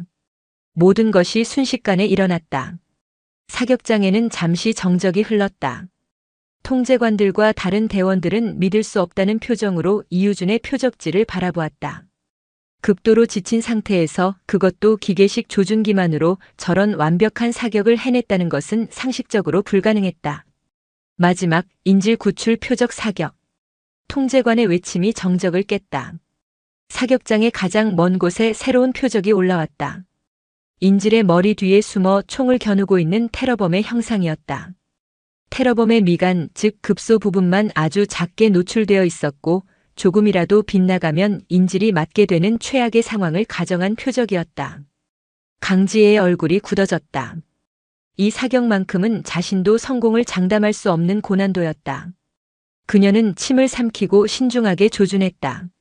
하지만 그녀보다 먼저 이유준의 총구가 불을 뿜었다. 탕! 이전과는 비교할 수 없을 정도로 날카롭고 강렬한 총성이었다. 모두의 시선이 표적지로 향했다. 잠시 후 표적지를 확인하러 간 부사관의 다급한 무전이 들려왔다. 보고합니다. 이유준 일병, 테러범 표적 미간 정확히 명중. 인질 표적 피해 없음. 사격장이 다시 한번 술렁였다. 강지혜는 총을 쥔 손이 부들부들 떨리는 것을 느꼈다. 패배감. 그녀의 군 생활에서 단 한 번도 느껴본 적 없는 지독한 감각이 온몸을 휘감았다. 사격 훈련이 끝나고 오후에는 체력 측정이 이어졌다. 팔굽혀펴기, 윗몸 일으키기, 턱걸이. 모든 종목에서 이유주는 다른 대원들을 압도적인 차이로 눌러버렸다.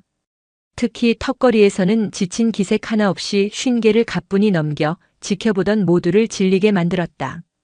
그의 마른 몸 어디에 저런 근력이 숨겨져 있는지 아무도 짐작할 수 없었다. 모든 훈련이 끝난 저녁 강지혜는 결국 참지 못하고 이유준을 막아섰다. 너 정체가 뭐야?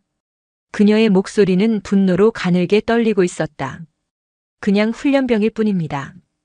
이유준은 여전히 무표정하게 대답했다. 개소리 집어치워. 내 놈이 한 짓은 그냥 훈련병이 할 수 있는 수준이 아니야. 행군, 사격, 체력 전부 다. 너 일부러 우리를 속인 거지. 처음부터 우리를 엿먹이려고 작정한 거냐고, 이 멸치 새끼야. 그녀의 폭언에도 이유주는 조금도 동요하지 않았다. 그는 그저 조용히 강지혜의 눈을 마주볼 뿐이었다. 그 깊이를 알 수 없는 침묵에 오히려 강지혜가 뒷걸음질 치고 싶을 정도의 위압감을 느꼈다. 궁금하십니까? 한참 만에 이유준이 입을 열었다. 내일 진행될 종합전술훈련에서 직접 보여드리겠습니다. 제가 어떤 사람인지, 그리고 강지혜 중사님께서 어떤 사람인지. 그 말을 남기고 이유준은 그녀를 스쳐 지나갔다. 강지혜는 그 자리에 못 박힌 듯 서서 멀어지는 그의 뒷모습을 바라보았다. 단순한 도발이 아니었다. 그것은 명백한 선전포고였다. 자신의 모든 것을 걸고 그녀를 완벽하게 꺾어버리겠다는. 전갈의 도끼는 이제 서로의 심장을 겨누고 있었다. 사흘째 되는 날 독침 훈련의 분위기는 그 어느 때보다도 팽팽했다. 공기 중에 떠다니는 미세한 먼지 입자 하나하나에까지 날카로운 신경전이 스며들어 있는 듯했다. 오늘의 훈련은 종합전술훈련. 지난 이틀간의 훈련이 개개인의 피지컬과 전투 기술을 평가하는 과정이었다면 오늘은 팀 단위 작전 수행 능력과 전술적 이해도를 시험하는 말 그대로 독침 훈련의 핵심이었다. 훈련 참가자들은 6명씩 5개의 팀으로 나뉘었다. 그리고 운명의 장난처럼 이유준 일병은 강지혜 중사와 최미나 하사가 속한 1팀에 배속되었다. 팀장이자 분대장 역할은 당연하다는 듯이 최고 선임인 강지혜 중사가 맡았다. 그녀는 팀원 명단을 확인하는 순간 노골적으로 혀를 차며 이유준을 쏘아보았다. 그 눈빛은 마치 오늘 너는 죽었다고 말하는 듯 했다. 훈련 장소는 부대 내에 위치한 CQB 훈련장이었다. 실제 시가지를 방불케 하는 정교한 건물들과 미로처럼 얽힌 골목길로 이루어진 이곳은 여우의 사냥터라 불렸다. 한순간의 방심이 곧 죽음으로 이어지는 고도로 훈련된 특전대원들에게도 결코 쉽지 않은 곳이었다. 김수연 대위가 1팀 앞에 서서 작전 브리핑을 시작했다. 그녀의 손에 들린 태블릿 PC 화면에는 건물의 내부 구조도가 떠 있었다. 이번 작전명은 여우사냥. 훈련장 중심부에 위치한 3층 건물에 테러리스트들이 인질 1명을 억류하고 있다. 테러리스트는 총 5명. 모두 실탄과 동일한 위력의 시뮬레이션 페인트탄으로 무장하고 있으며 곳곳에 부비 트랩이 설치되어 있다. 여러분의 임무는 15분 내에 건물 내부로 침투하여 테러리스트 전원을 사살하고 인질을 안전하게 구출하는 것이다. 단 인질에게 단 한 발의 유효타라도 발생할 시 작전은 즉시 실패 처리된다. 질문 있나? 없습니다. 좋다. 강지혜 중사 팀원들과 함께 작전 계획 수립하고 5분 뒤에 보고하도록. 시간은 지금부터 측정한다. 김수연 대위가 자리를 비키자마자 강지혜는 팀원들을 불러 모았다. 그녀는 이유준을 완전히 없는 사람 취급하며 나머지 4명의 팀원들과 함께 건물 구조도를 펼쳐놓고 작전 계획을 세우기 시작했다. 2조로 나눈다.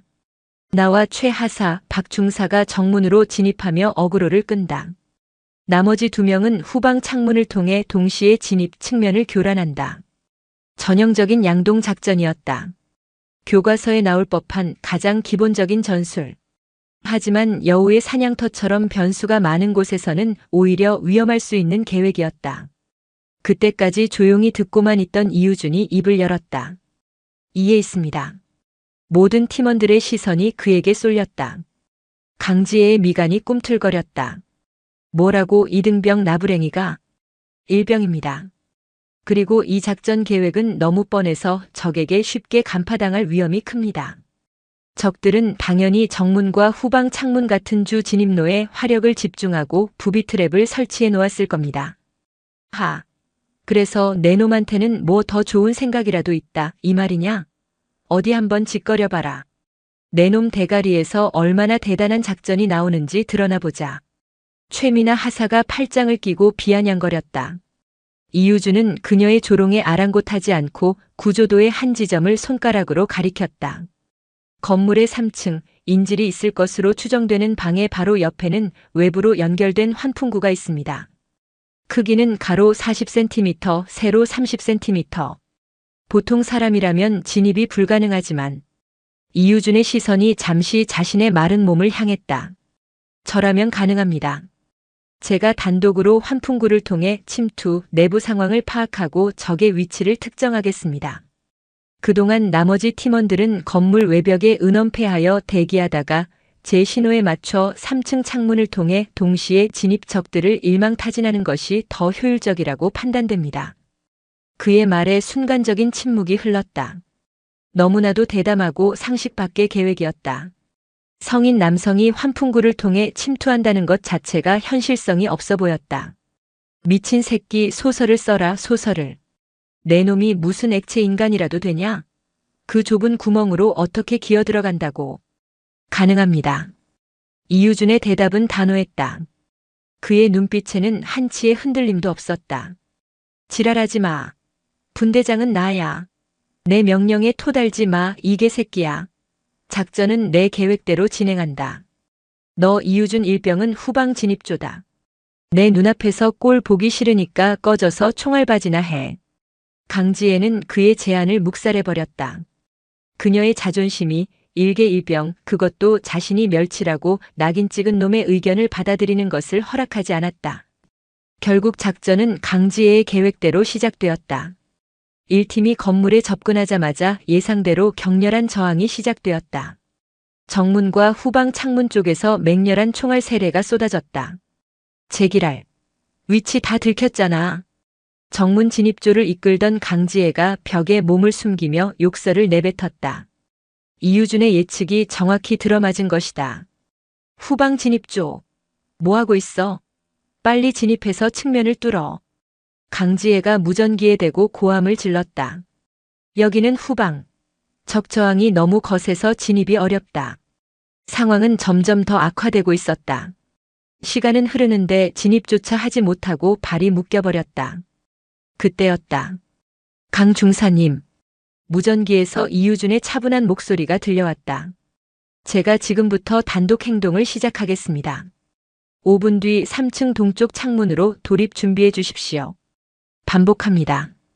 5분 뒤 3층 동쪽 창문입니다. 뭐? 야, 이유준. 너 미쳤어?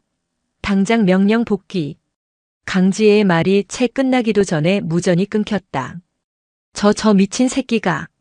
강지혜의 얼굴이 분노로 시뻘개졌다. 군대에서 명령 불복종은 그 어떤 것보다도 중대한 범죄였다. 하지만 지금 당장 그를 막을 방법은 없었다. 그 시각 이유준은 건물의 외벽을 타고 있었다. 그는 마치 중력을 거스르는 파쿠르 선수처럼 벽의 돌출부와 배수관을 이용해 거침없이 위로 올라갔다. 그의 몸은 놀라울 정도로 가볍고 유연했다. 40kg 군장을 메고 산을 뛰던 그 강인한 근력과 마른 체형이 만들어내는 민첩함이 완벽한 조화를 이루고 있었다. 마침내 3층 환풍구 앞에 도달한 그는 망설임 없이 철망을 뜯어내고 그 좁은 구멍 속으로 자신의 몸을 밀어넣었다.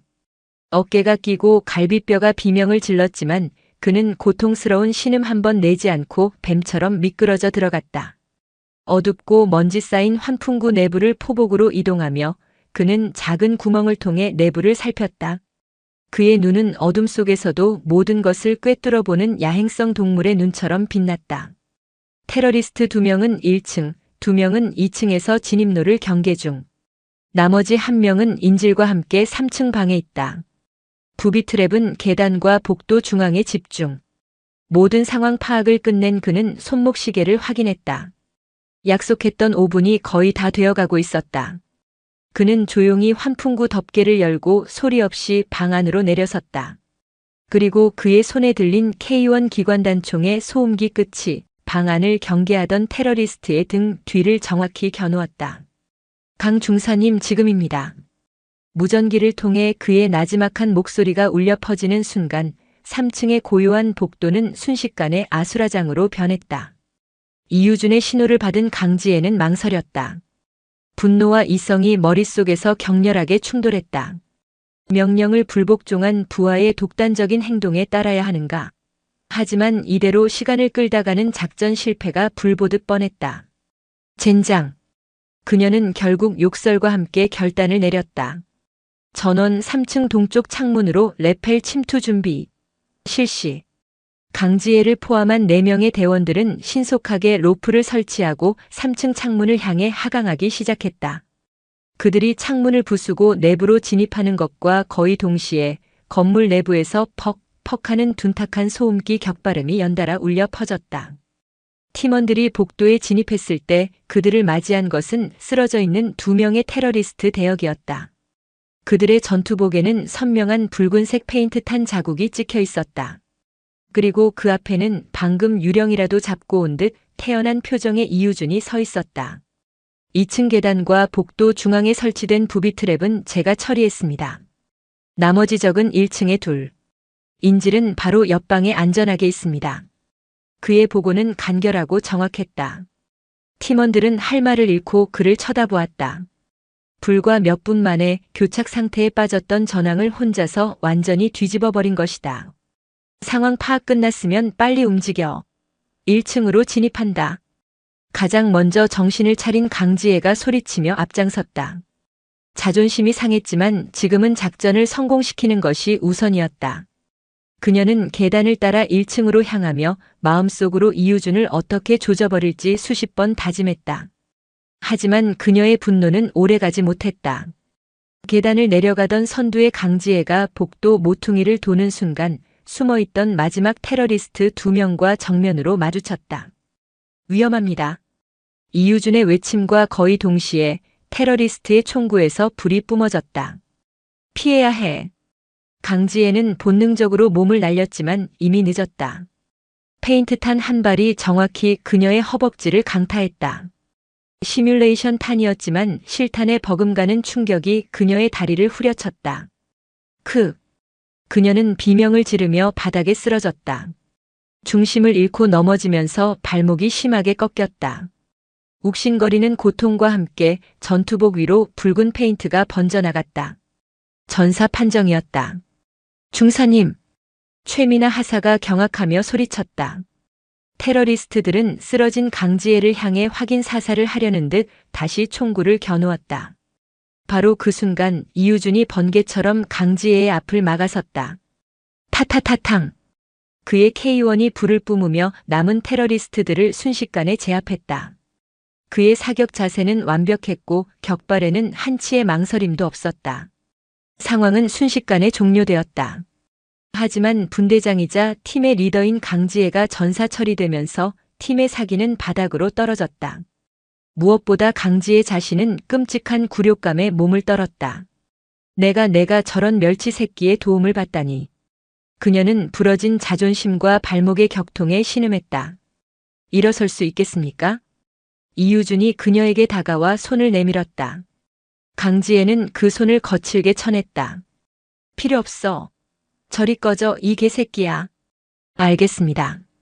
그럼 이러고 계시든가. 이유준은 미련 없이 돌아섰다. 그리고는 남은 팀원들을 향해 명령했다. 최미나 하사님. 지금부터 분대장 임무를 인계받는다. 이해 있나? 그의 목소리는 낮고 차분했지만 누구도 거역할 수 없는 무게감이 실려 있었다. 그의 눈빛은 더 이상 어리숙한 일병의 그것이 아니었다. 수많은 실전을 경험한 베테랑 지휘관의 눈빛이었다. 최민아는 자기도 모르게 고개를 저었다. 좋다. 인질 확보하고 퇴출로 확보해서 5분 내로 작전 종료한다. 지금부터 내 명령에만 따른다. 알겠나? 알겠습니다. 이유준은 일사불란하게 상황을 지휘하기 시작했다. 그의 지시는 명료했고 판단은 신속했다. 남은 팀원들은 마치에 홀린 듯 그의 명령에 따라 움직였다. 그 모습은 마치 잘 훈련된 오케스트라의 단원들이 새로운 지휘자를 만난 듯 했다. 강지혜는 바닥에 주저앉아 그 모든 광경을 넋놓고 바라보았다. 분노와 굴욕감은 어느새 사라지고 그 자리에 이해할 수 없는 경외감과 혼란이 피어올랐다. 도대체 저 녀석은 뭐지? 그녀가 알던 이유준이 아니었다. 어리숙하고 나약해 보이던 껍데기 안에는 강철 같은 의지와 냉철한 판단력을 가진 진짜 군인이 숨쉬고 있었다. 그녀가 그토록 원하고 동경했던 완벽한 군인의 모습이었다. 작전은 이유준의 지휘 아래 완벽하게 마무리되었다. 제한 시간을 3분이나 남기고 인지를 구출한 1팀의 성적은 분대장이 전사했음에도 불구하고 이번 훈련 참가팀 중 가장 우수했다. 훈련이 끝나고 김수연 대위가 결과를 브리핑했다. 1팀. 분대장 강지의 중사는 작전 이해도 부족과 독단적인 판단으로 팀을 위기에 빠뜨리고 본인 역시 전사했다. 감점 10점. 반면 이유준 일병은 명령 불복종이라는 과오가 있었으나 탁월한 상황 판단 능력과 전술적 유연성 그리고 위기 상황에서의 리더십을 발휘하여 작전을 성공으로 이끌었다. 공과를 참작하여 이번 훈련의 MVP는 이유준 일병에게 수여한다. 모든 대원들이 술렁였다. 강지혜는 고개를 들 수 없었다. 그녀의 완벽했던 군 생활에 지울 수 없는 오점이 새겨지는 순간이었다. 종합 전술 훈련이 끝난 후 부대에는 무거운 침묵이 흘렀다. 특히 1팀의 분위기는 최악이었다. 강지혜 중사는 의무실에서 발목 치료를 받은 뒤 누구와도 말을 섞지 않은 채 자신의 관물대에 기대앉아 있었다. 퉁퉁 부어오른 발목보다 산산조각난 자존심이 그녀를 더욱 고통스럽게 했다.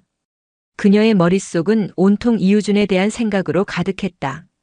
자신을 구해준 그의 모습, 팀을 지휘하던 냉철한 카리스마, 그리고 그 모든 상황 속에서도 흔들림 없던 그의 눈빛이 계속해서 떠올랐다. 그 녀석은 모든 것을 알고 있었어. 내 작전이 실패할 것도, 내가 위험에 빠질 것도. 어쩌면 그는 자신에게 기회를 주었던 것일지도 모른다. 자신의 어리석은 자존심을 버리고 그의 제안을 받아들일 기회를. 하지만 그녀는 스스로 그 기회를 걷어찼다. 저녁 식사 시간. 강지혜는 절뚝거리며 식당으로 향했다. 그때 식당 입구에서 식판을 들고 나오던 이유준과 마주쳤다. 어색한 침묵이 흘렀다. 먼저 침묵을 깬 것은 이유준이었다. 몸은 괜찮으십니까? 그의 목소리에는 어떤 조롱이나 동정의 기색도 없었다. 그저 부상당한 동료를 걱정하는 담담한 어조였다. 내 놈 알 바 아니야. 강지혜는 퉁명스럽게 대답하고 그를 지나치려 했다. 하지만 그녀의 발걸음은 이내 멈춰섰다. 무언가 확인해야만 했다. 지금이 아니면 영원히 그의 비밀을 알 수 없을 것만 같았다. 그녀는 천천히 돌아섰다. 너 도대체 누구야? 이유준은 잠시 그녀를 바라보더니 식당 구석의 한적한 테이블을 턱짓으로 가리켰다. 마주 앉은 두 사람 사이에는 팽팽한 긴장감이 흘렀다. 강지혜는 자신의 앞에 놓인 밥을 한 술도 뜨지 않고 오직 이유준만을 쏘아보고 있었다. 정체를 묻는 거라면 이미 말씀드렸습니다. 저는 그저 평범한 일병일 뿐입니다. 짓거리지 마. 내가 보여준 능력들은 평범한 일병의 수준을 아득히 뛰어넘어. 산악 행군에서의 페이스 조절, 도트 사이트의 미세한 0점 변화를 간파해낸 감각, 그리고 오늘 보여준 전술적 움직임과 지휘 능력까지. 그건 마치 전쟁 기계처럼 느껴졌다고. 강지혜의 목소리가 떨리고 있었다. 그것은 분노가 아닌 경외심에서 비롯된 떨림이었다. 이유준은 잠시 창밖을 바라보았다. 해가 지고 어둠이 내리는 연병장을 바라보는 그의 눈빛이 깊게 가라앉았다. 한참 만에 그가 입을 열었다. 배웠습니다. 누구한테? 저에게는 누나가 한 명 있습니다. 누나. 전혀 예상치 못한 대답이었다. 강지혜는 의아한 표정을 지었다. 그녀는 저보다 먼저 이곳 정갈부대에 있었습니다. 아마 강 중사님께서도 그 이름을 들어보셨을 겁니다. 이유준은 잠시 숨을 고르고 나지막이 그 이름을 말했다. 이유진 중사. 그 이름이 나오는 순간 강지혜의 눈이 경악으로 커졌다. 몸이 그대로 굳어버렸다. 이유진. 전갈부대의 전설. 부대 창설 이래 최연소 최초의 여성 탑팀 멤버이자 온갖 해외 특수부대와의 연합훈련에서 단 한 번도 패배한 적이 없는 신화적인 존재. 5년 전 비밀작전을 마지막으로 홀연히 사라진 그녀의 이야기는 부대 내에서 신화처럼 전해져 내려오고 있었다. 강지혜가 특전사에 지원하게 된 이유 역시 바로 이유진이라는 존재에 대한 동경 때문이었다. 그녀는 이유진의 모든 것을 담고 싶어 했다. 하지만 그녀는 이유진의 발끝에도 미치지 못했다. 걔가 내 누나라고. 네. 제가 가진 모든 것은 누나에게서 배운 것들입니다. 누나는 항상 말했습니다. 진정한 강함은 근육이 아니라 정신에서 나오는 것이라고. 전갈의 진짜 독은 꼬리가 아니라 그 어떤 상황에서도 냉철함을 잃지 않는 강인한 의지라고. 이유준은 자신의 과거를 담담하게 이야기했다. 어릴 적부터 병약했던 자신을 강하게 키우기 위해 지옥 같은 훈련을 시켰던 누나. 군인이었던 아버지를 따라 군에 입대했지만 왜소한 체격 때문에 늘 무시당했던 자신에게 결과로 증명하라고 가르쳤던 누나. 그리고 5년 전 마지막 작전을 떠나기 전날 밤 그에게 남겼던 마지막 말까지. 유준아, 이제 너는 혼자서도 강해져야 해. 내가 없는 세상에서 너 자신을 증명해야만 한다. 기억해. 우리는 전갈이다. 한번 물면 절대 놓지 않아. 이야기를 마친 이유준의 눈가에는 희미한 슬픔이 어려 있었다. 강지혜는 아무 말도 할 수 없었다. 자신이 그토록 멸시하고 조롱했던 멸치가 자신이 신처럼 떠받들던 전설의 동생이었다는 사실은 그녀에게 너무나 큰 충격이었다. 모든 퍼즐이 맞춰지는 기분이었다. 그날 이후 강지혜는 변했다. 그녀는 더 이상 이유준을 조롱하거나 무시하지 않았다. 대신 그녀는 그의 모든 행동을 유심히 관찰하기 시작했다. 그의 훈련 방식, 그의 전술적 판단, 그의 침묵 속에 담긴 의미까지. 그녀는 그를 통해 자신이 그토록 담고 싶었던 전설, 이유진의 그림자를 보고 있었다. 그리고 그녀의 마음속에 새로운 맹세가 자리 잡기 시작했다. 그것은 더 이상 누군가를 짓밟고 일어서는 오만한 승리가 아니었다. 진정한 강함을 배우고 자신의 한계를 뛰어넘어 언젠가 이유준과 어깨를 나란히 하는 진짜 전갈이 되겠다는 조용하고도 뜨거운 맹세였다. 이유준의 정체가 밝혀진 후 1팀의 분위기는 기묘하게 변했다. 더 정확히는 강지의 중사가 변했다. 훈련 중 휴식 시간이면 그녀는 을의 최미나 하사와 어울려 다른 팀원들을 갈구거나 잡담을 늘어놓는 것이 일상이었지만 이제 그녀는 말없이 이유준의 주변을 맴돌았다. 그녀는 이유준이 총기를 손질하는 모습을, 전투와 끈을 묶는 방식을, 심지어는 수통에 물을 마시는 호흡까지도 놓치지 않으려는 듯 유심히 관찰했다. 그 모든 동작이 예사롭지 않게 보였다. 전설로만 듣던 이유진 중사의 흔적을 그녀는 동생인 이유준을 통해 필사적으로 찾고 있었다. 이러한 강지혜의 변화를 가장 먼저 눈치챈 것은 그녀의 그림자였던 최미나 하사였다. 최 하사는 이 상황이 도무지 이해가 가지 않았다. 강 중사님, 요즘 왜 저러십니까? 저 멸치 새끼한테 뭐 씩이라도 한 겁니까? 며칠 전까지만 해도 잡아먹을 듯이 으르렁대시던 분이. 입 다물어, 최미나. 강지혜의 목소리는 얼음장처럼 차가웠다. 이유준 일병은 더 이상 내가 함부로 멸치라고 부를 수 있는 사람이 아니다. 그리고 너도 그 천박한 입 좀 조심하는 게 좋을 거야.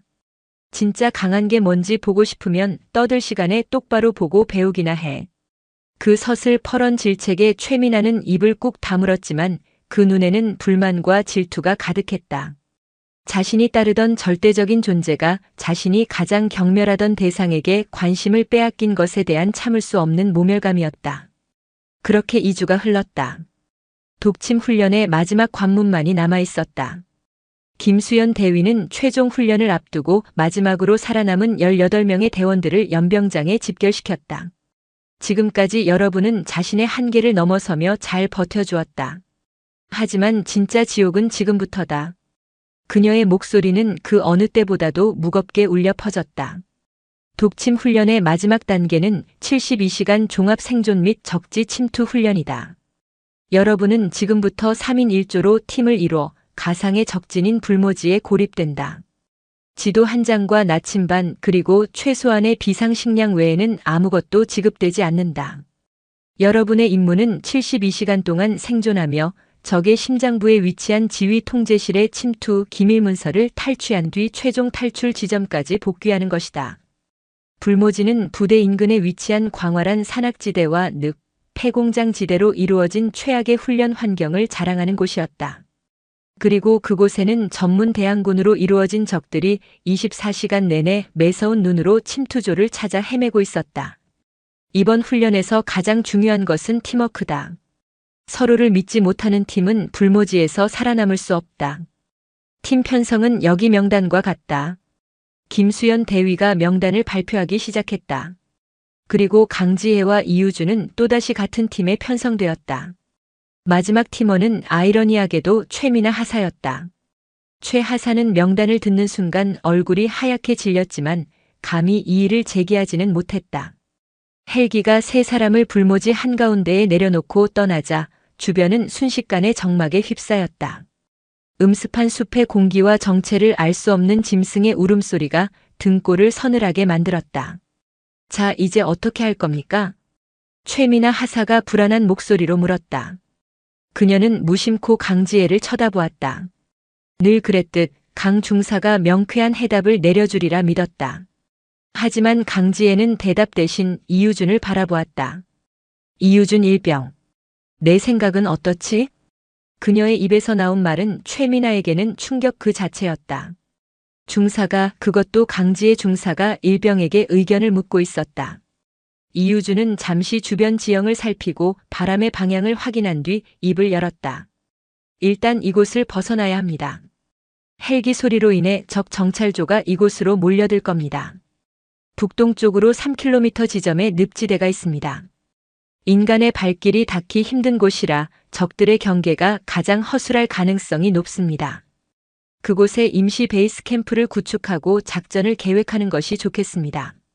늪지대라고? 미쳤어? 밤중에 늪에 빠져 죽기라도 하면 어쩔 건데? 최미나가 기겁하며 반박했다. 그래서 더 안전한 겁니다.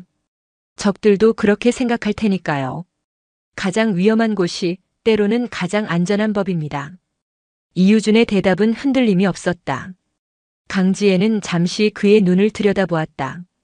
그의 눈 속에는 이미 불모지의 전체 지도가 그려져 있는 듯한 깊은 확신이 담겨 있었다. 좋다. 내 말대로 하지. 강지혜는 결단을 내렸다. 지금부터 이번 작전의 전술 지휘는 이유준 일병이 맡는다. 나와 최 하사는 철저히 그의 지시에 따른다. 이해 있나? 중사님. 최미나가 경악하며 외쳤지만 강지혜의 눈빛은 단호했다. 이해 있냐고 물었다. 최미나 하사. 없습니다. 최미나는 결국 입술을 깨물며 고개를 숙였다. 그렇게 세 사람의 기묘한 동행이 시작되었다.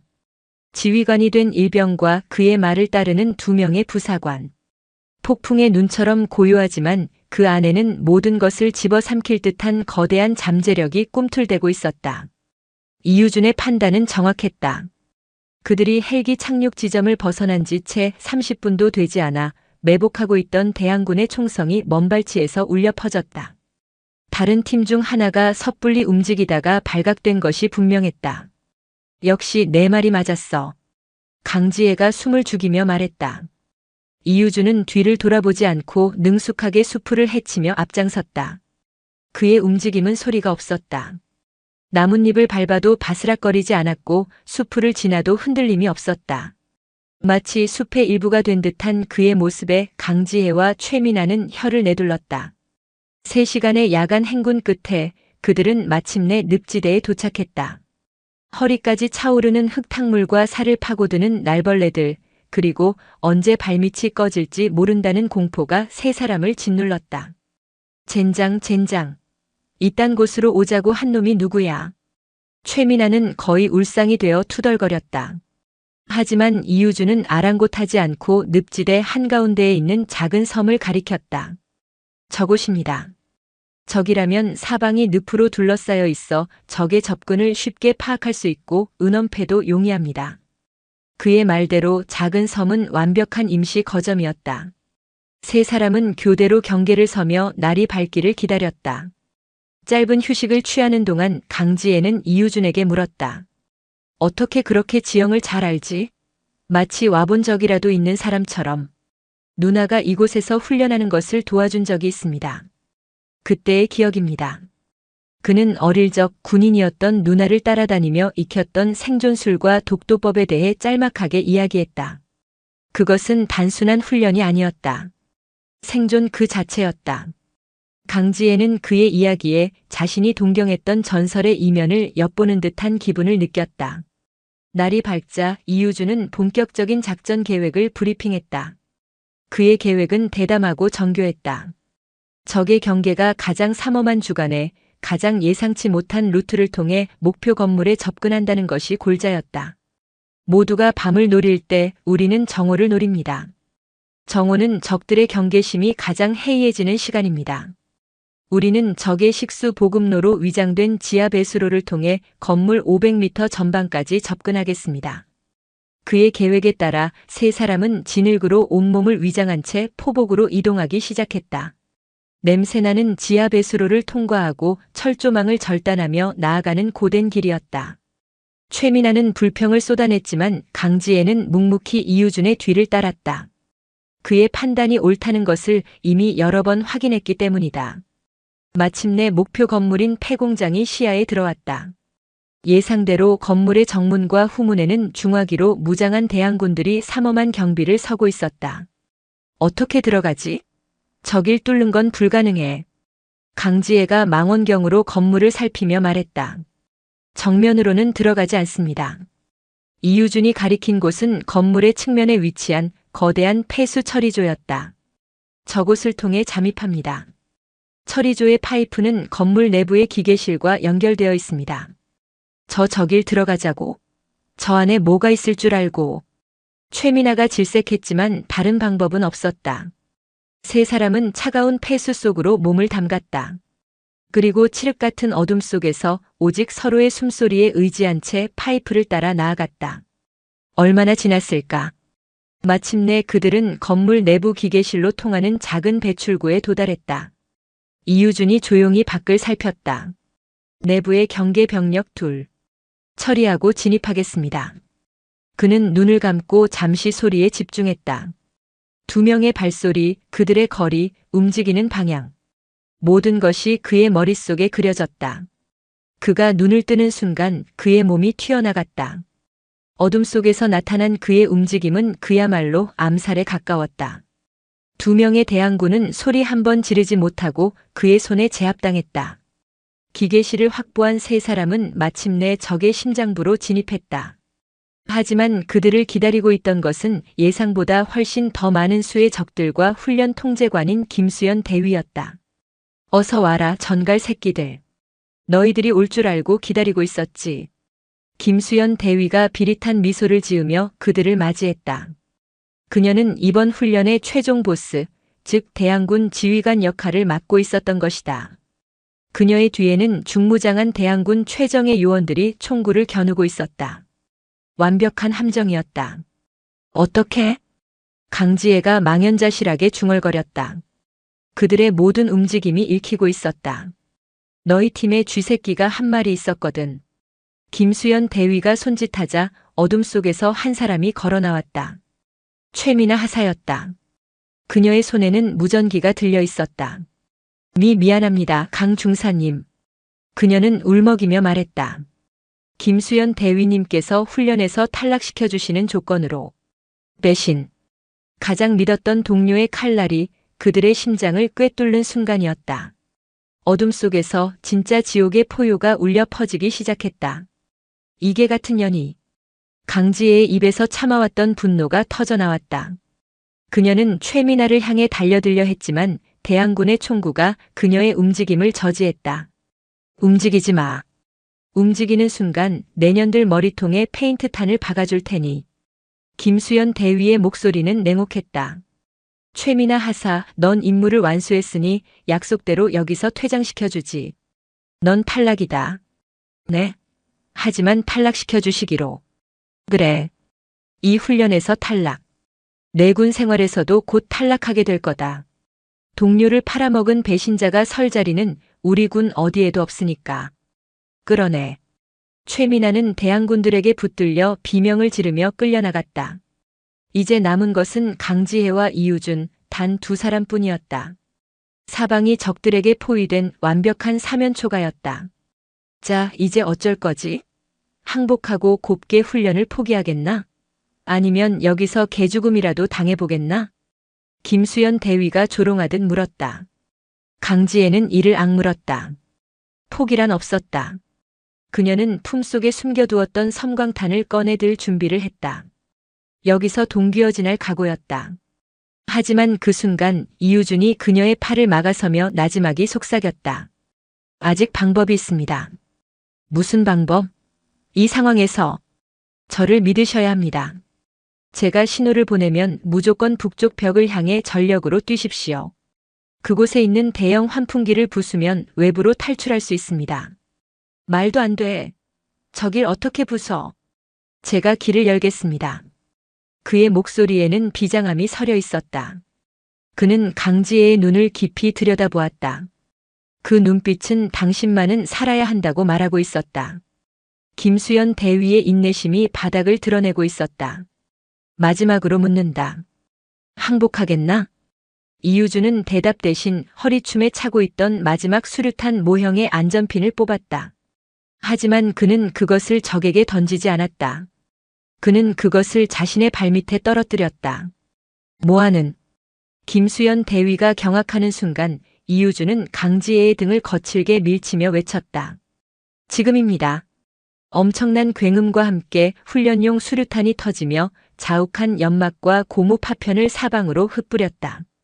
훈련용이었지만 지근거리에서 터진 충격은 실탄과 다름없었다. 이유준의 몸이 그대로 바닥에 고꾸라졌다. 그의 전투복 등판이 순식간에 붉은 페인트로 물들었다. 전사 판정이었다. 이유준. 강지혜는 터져나오는 비명을 삼키며 북쪽 벽을 향해 달렸다. 적들의 시선이 모두 쓰러진 이유준에게 쏠린 틈을 놓치지 않았다. 그녀의 눈에서는 뜨거운 눈물이 쏟아졌다. 자신을 살리기 위해 스스로를 희생한 것이다. 그녀는 거대한 환풍기를 향해 온몸을 날렸다. 낡은 환풍기는 그녀의 육중한 몸을 이기지 못하고 굉음과 함께 부서져 내렸다. 그녀는 부서진 환풍기 틈으로 몸을 던져 건물 밖으로 탈출했다. 뒤에서 수많은 총성이 울려 퍼졌지만 그녀는 돌아보지 않았다. 아니, 돌아볼 수 없었다. 기밀 문서가 담긴 가방을 고쳐 메고 그녀는 어둠 속을 향해 미친 듯이 달렸다. 그녀의 등 뒤에서는 동료의 피와 희생이, 그리고 가슴 속에서는 꺼지지 않는 분노와 슬픔이 함께 타오르고 있었다. 전갈의 독침은 부서졌지만 그 도끼는 아직 사라지지 않았다. 강지혜는 얼마나 달렸는지 모른다. 숨이 턱까지 차오르고 심장이 터질 것 같았지만 멈출 수 없었다. 그녀는 혼자가 아니었다. 자신의 등 뒤에 이유준의 희생이 함께 달리고 있다고 생각했다. 72시간의 마지막 1분을 남기고 그녀는 만신창이가 된 모습으로 최종 탈출 지점에 도착했다. 그녀가 쓰러지듯 도착 신호탄을 쏘아 올리자 훈련 종료를 알리는 사이렌이 불모지 전체에 울려 퍼졌다. 독침 훈련이 모두 끝났다. 며칠 후 훈련 참가자 전원이 모인 강당에서 수료식이 열렸다. 최종 합격자는 18명 중 단 5명. 그 중에는 당연히 강지혜의 이름도 포함되어 있었다. 하지만 그녀는 기뻐할 수 없었다. 김수연 대위가 단상에 올라 마지막 강평을 시작했다. 이번 훈련에서 가장 뛰어난 전술적 움직임을 보여준 것은 이유준 일병이었다. 그는 비록 마지막에 전사 처리되었지만 그의 희생이 있었기에 팀은 임무를 완수할 수 있었다. 그는 살신성인이라는 군인 최고의 덕목을 몸소 증명했다. 위원회는 그의 공로를 인정하여 명예 수료를 결정했다. 강당 한쪽에서 박수가 터져나왔다. 강지혜는 의무실 침대에 누워있을 이유준을 생각하며 조용히 눈을 감았다. 수료식이 끝나고 강지혜는 곧장 의무실로 향했다. 이유준은 창밖을 보며 조용히 앉아 있었다. 그의 등에는 심한 타박상과 화상 자국이 남아 있었다. 어색한 침묵이 흘렀다. 먼저 입을 연 것은 강지혜였다. 미안하다. 그녀의 목소리는 작게 떨리고 있었다. 처음부터 너를 무시하고 괴롭혔던 거. 정말 미안하다. 그리고 고맙다. 나를 살려줘서. 그녀는 진심을 담아 고개를 숙였다. 이유주는 천천히 고개를 돌려 그녀를 바라보았다. 그의 얼굴에 희미한 미소가 번졌다. 괜찮습니다. 강 중사님은 제 누나와 많이 닮으셨습니다. 뭐? 겉은 강하고 독하지만 속은 누구보다 동료를 아끼는 모습이. 아마 누나도 그 상황이었다면 저와 똑같이 행동했을 겁니다. 그의 말에 강지혜는 자신도 모르게 눈시울이 붉어졌다. 자신이 그토록 동경했던 전설과 닮았다는 말은 그녀에게 그 어떤 칭찬보다도 큰 위로가 되었다. 바로 그때 의무실 문이 열리며 김수연 대위와 함께 낯선 군복을 입은 한 중년 남성이 들어왔다. 그의 어깨에 달린 계급장은 강지혜가 한 번도 본 적 없는 비밀스러운 부대의 것임을 암시했다. 남자는 다른 사람은 안중에도 없다는 듯 곧장 이유준에게로 걸어갔다. 오랜만이군, 이일병. 아니, 이제 이렇게 부르면 안 되겠지. 남자는 의미심장한 미소를 지으며 이유준을 바라보았다. 내 누나 이유진이가 마지막으로 남긴 추천서의 주인공이 너였다는 걸 진작에 알았지. 그동안 잘 버텨주었다. 내 누나가 못다 이룬 임무, 이제 내가 이어가야겠다. 남자는 품에서 새로운 명령서를 꺼내 이유준에게 건넸다. 오늘부로 이유준 일병은 명예 전역 처리됨과 동시에 국군정보사령부 특수임무대 소위로 임관한다. 환영한다, 이 소위. 진짜 지옥에 온 걸. 강지혜는 자신의 귀를 의심했다. 일병에서 소위로 국군정보사령부. 그곳은 특전사 중에서도 최고의 엘리트만이 선발되어 국가급 비밀작전을 수행하는 그림자 속의 부대였다. 이유준 소위는 담담한 표정으로 명령서를 받아들었다. 그는 처음부터 이곳 전갈부대가 종착역이 아니었던 것이다. 이곳은 그저 더 큰 세상으로 나아가기 위한 마지막 시험장이었을 뿐이다. 강지혜는 그제야 깨달았다. 자신이 멸치라고 비웃었던 저 왜소한 청년이 실은 자신이 감히 올려다볼 수조차 없는 거대한 산이었다는 것을. 이유준 소위는 자리에서 일어나며 강지혜를 향해 마지막 인사를 건넸다. 그동안 감사했습니다, 강지혜 중사님. 덕분에 많이 배웠습니다. 그의 경례는 더 이상 어설픈 일병의 것이 아니었다. 절도 있고 품격 있는 장교의 경례였다.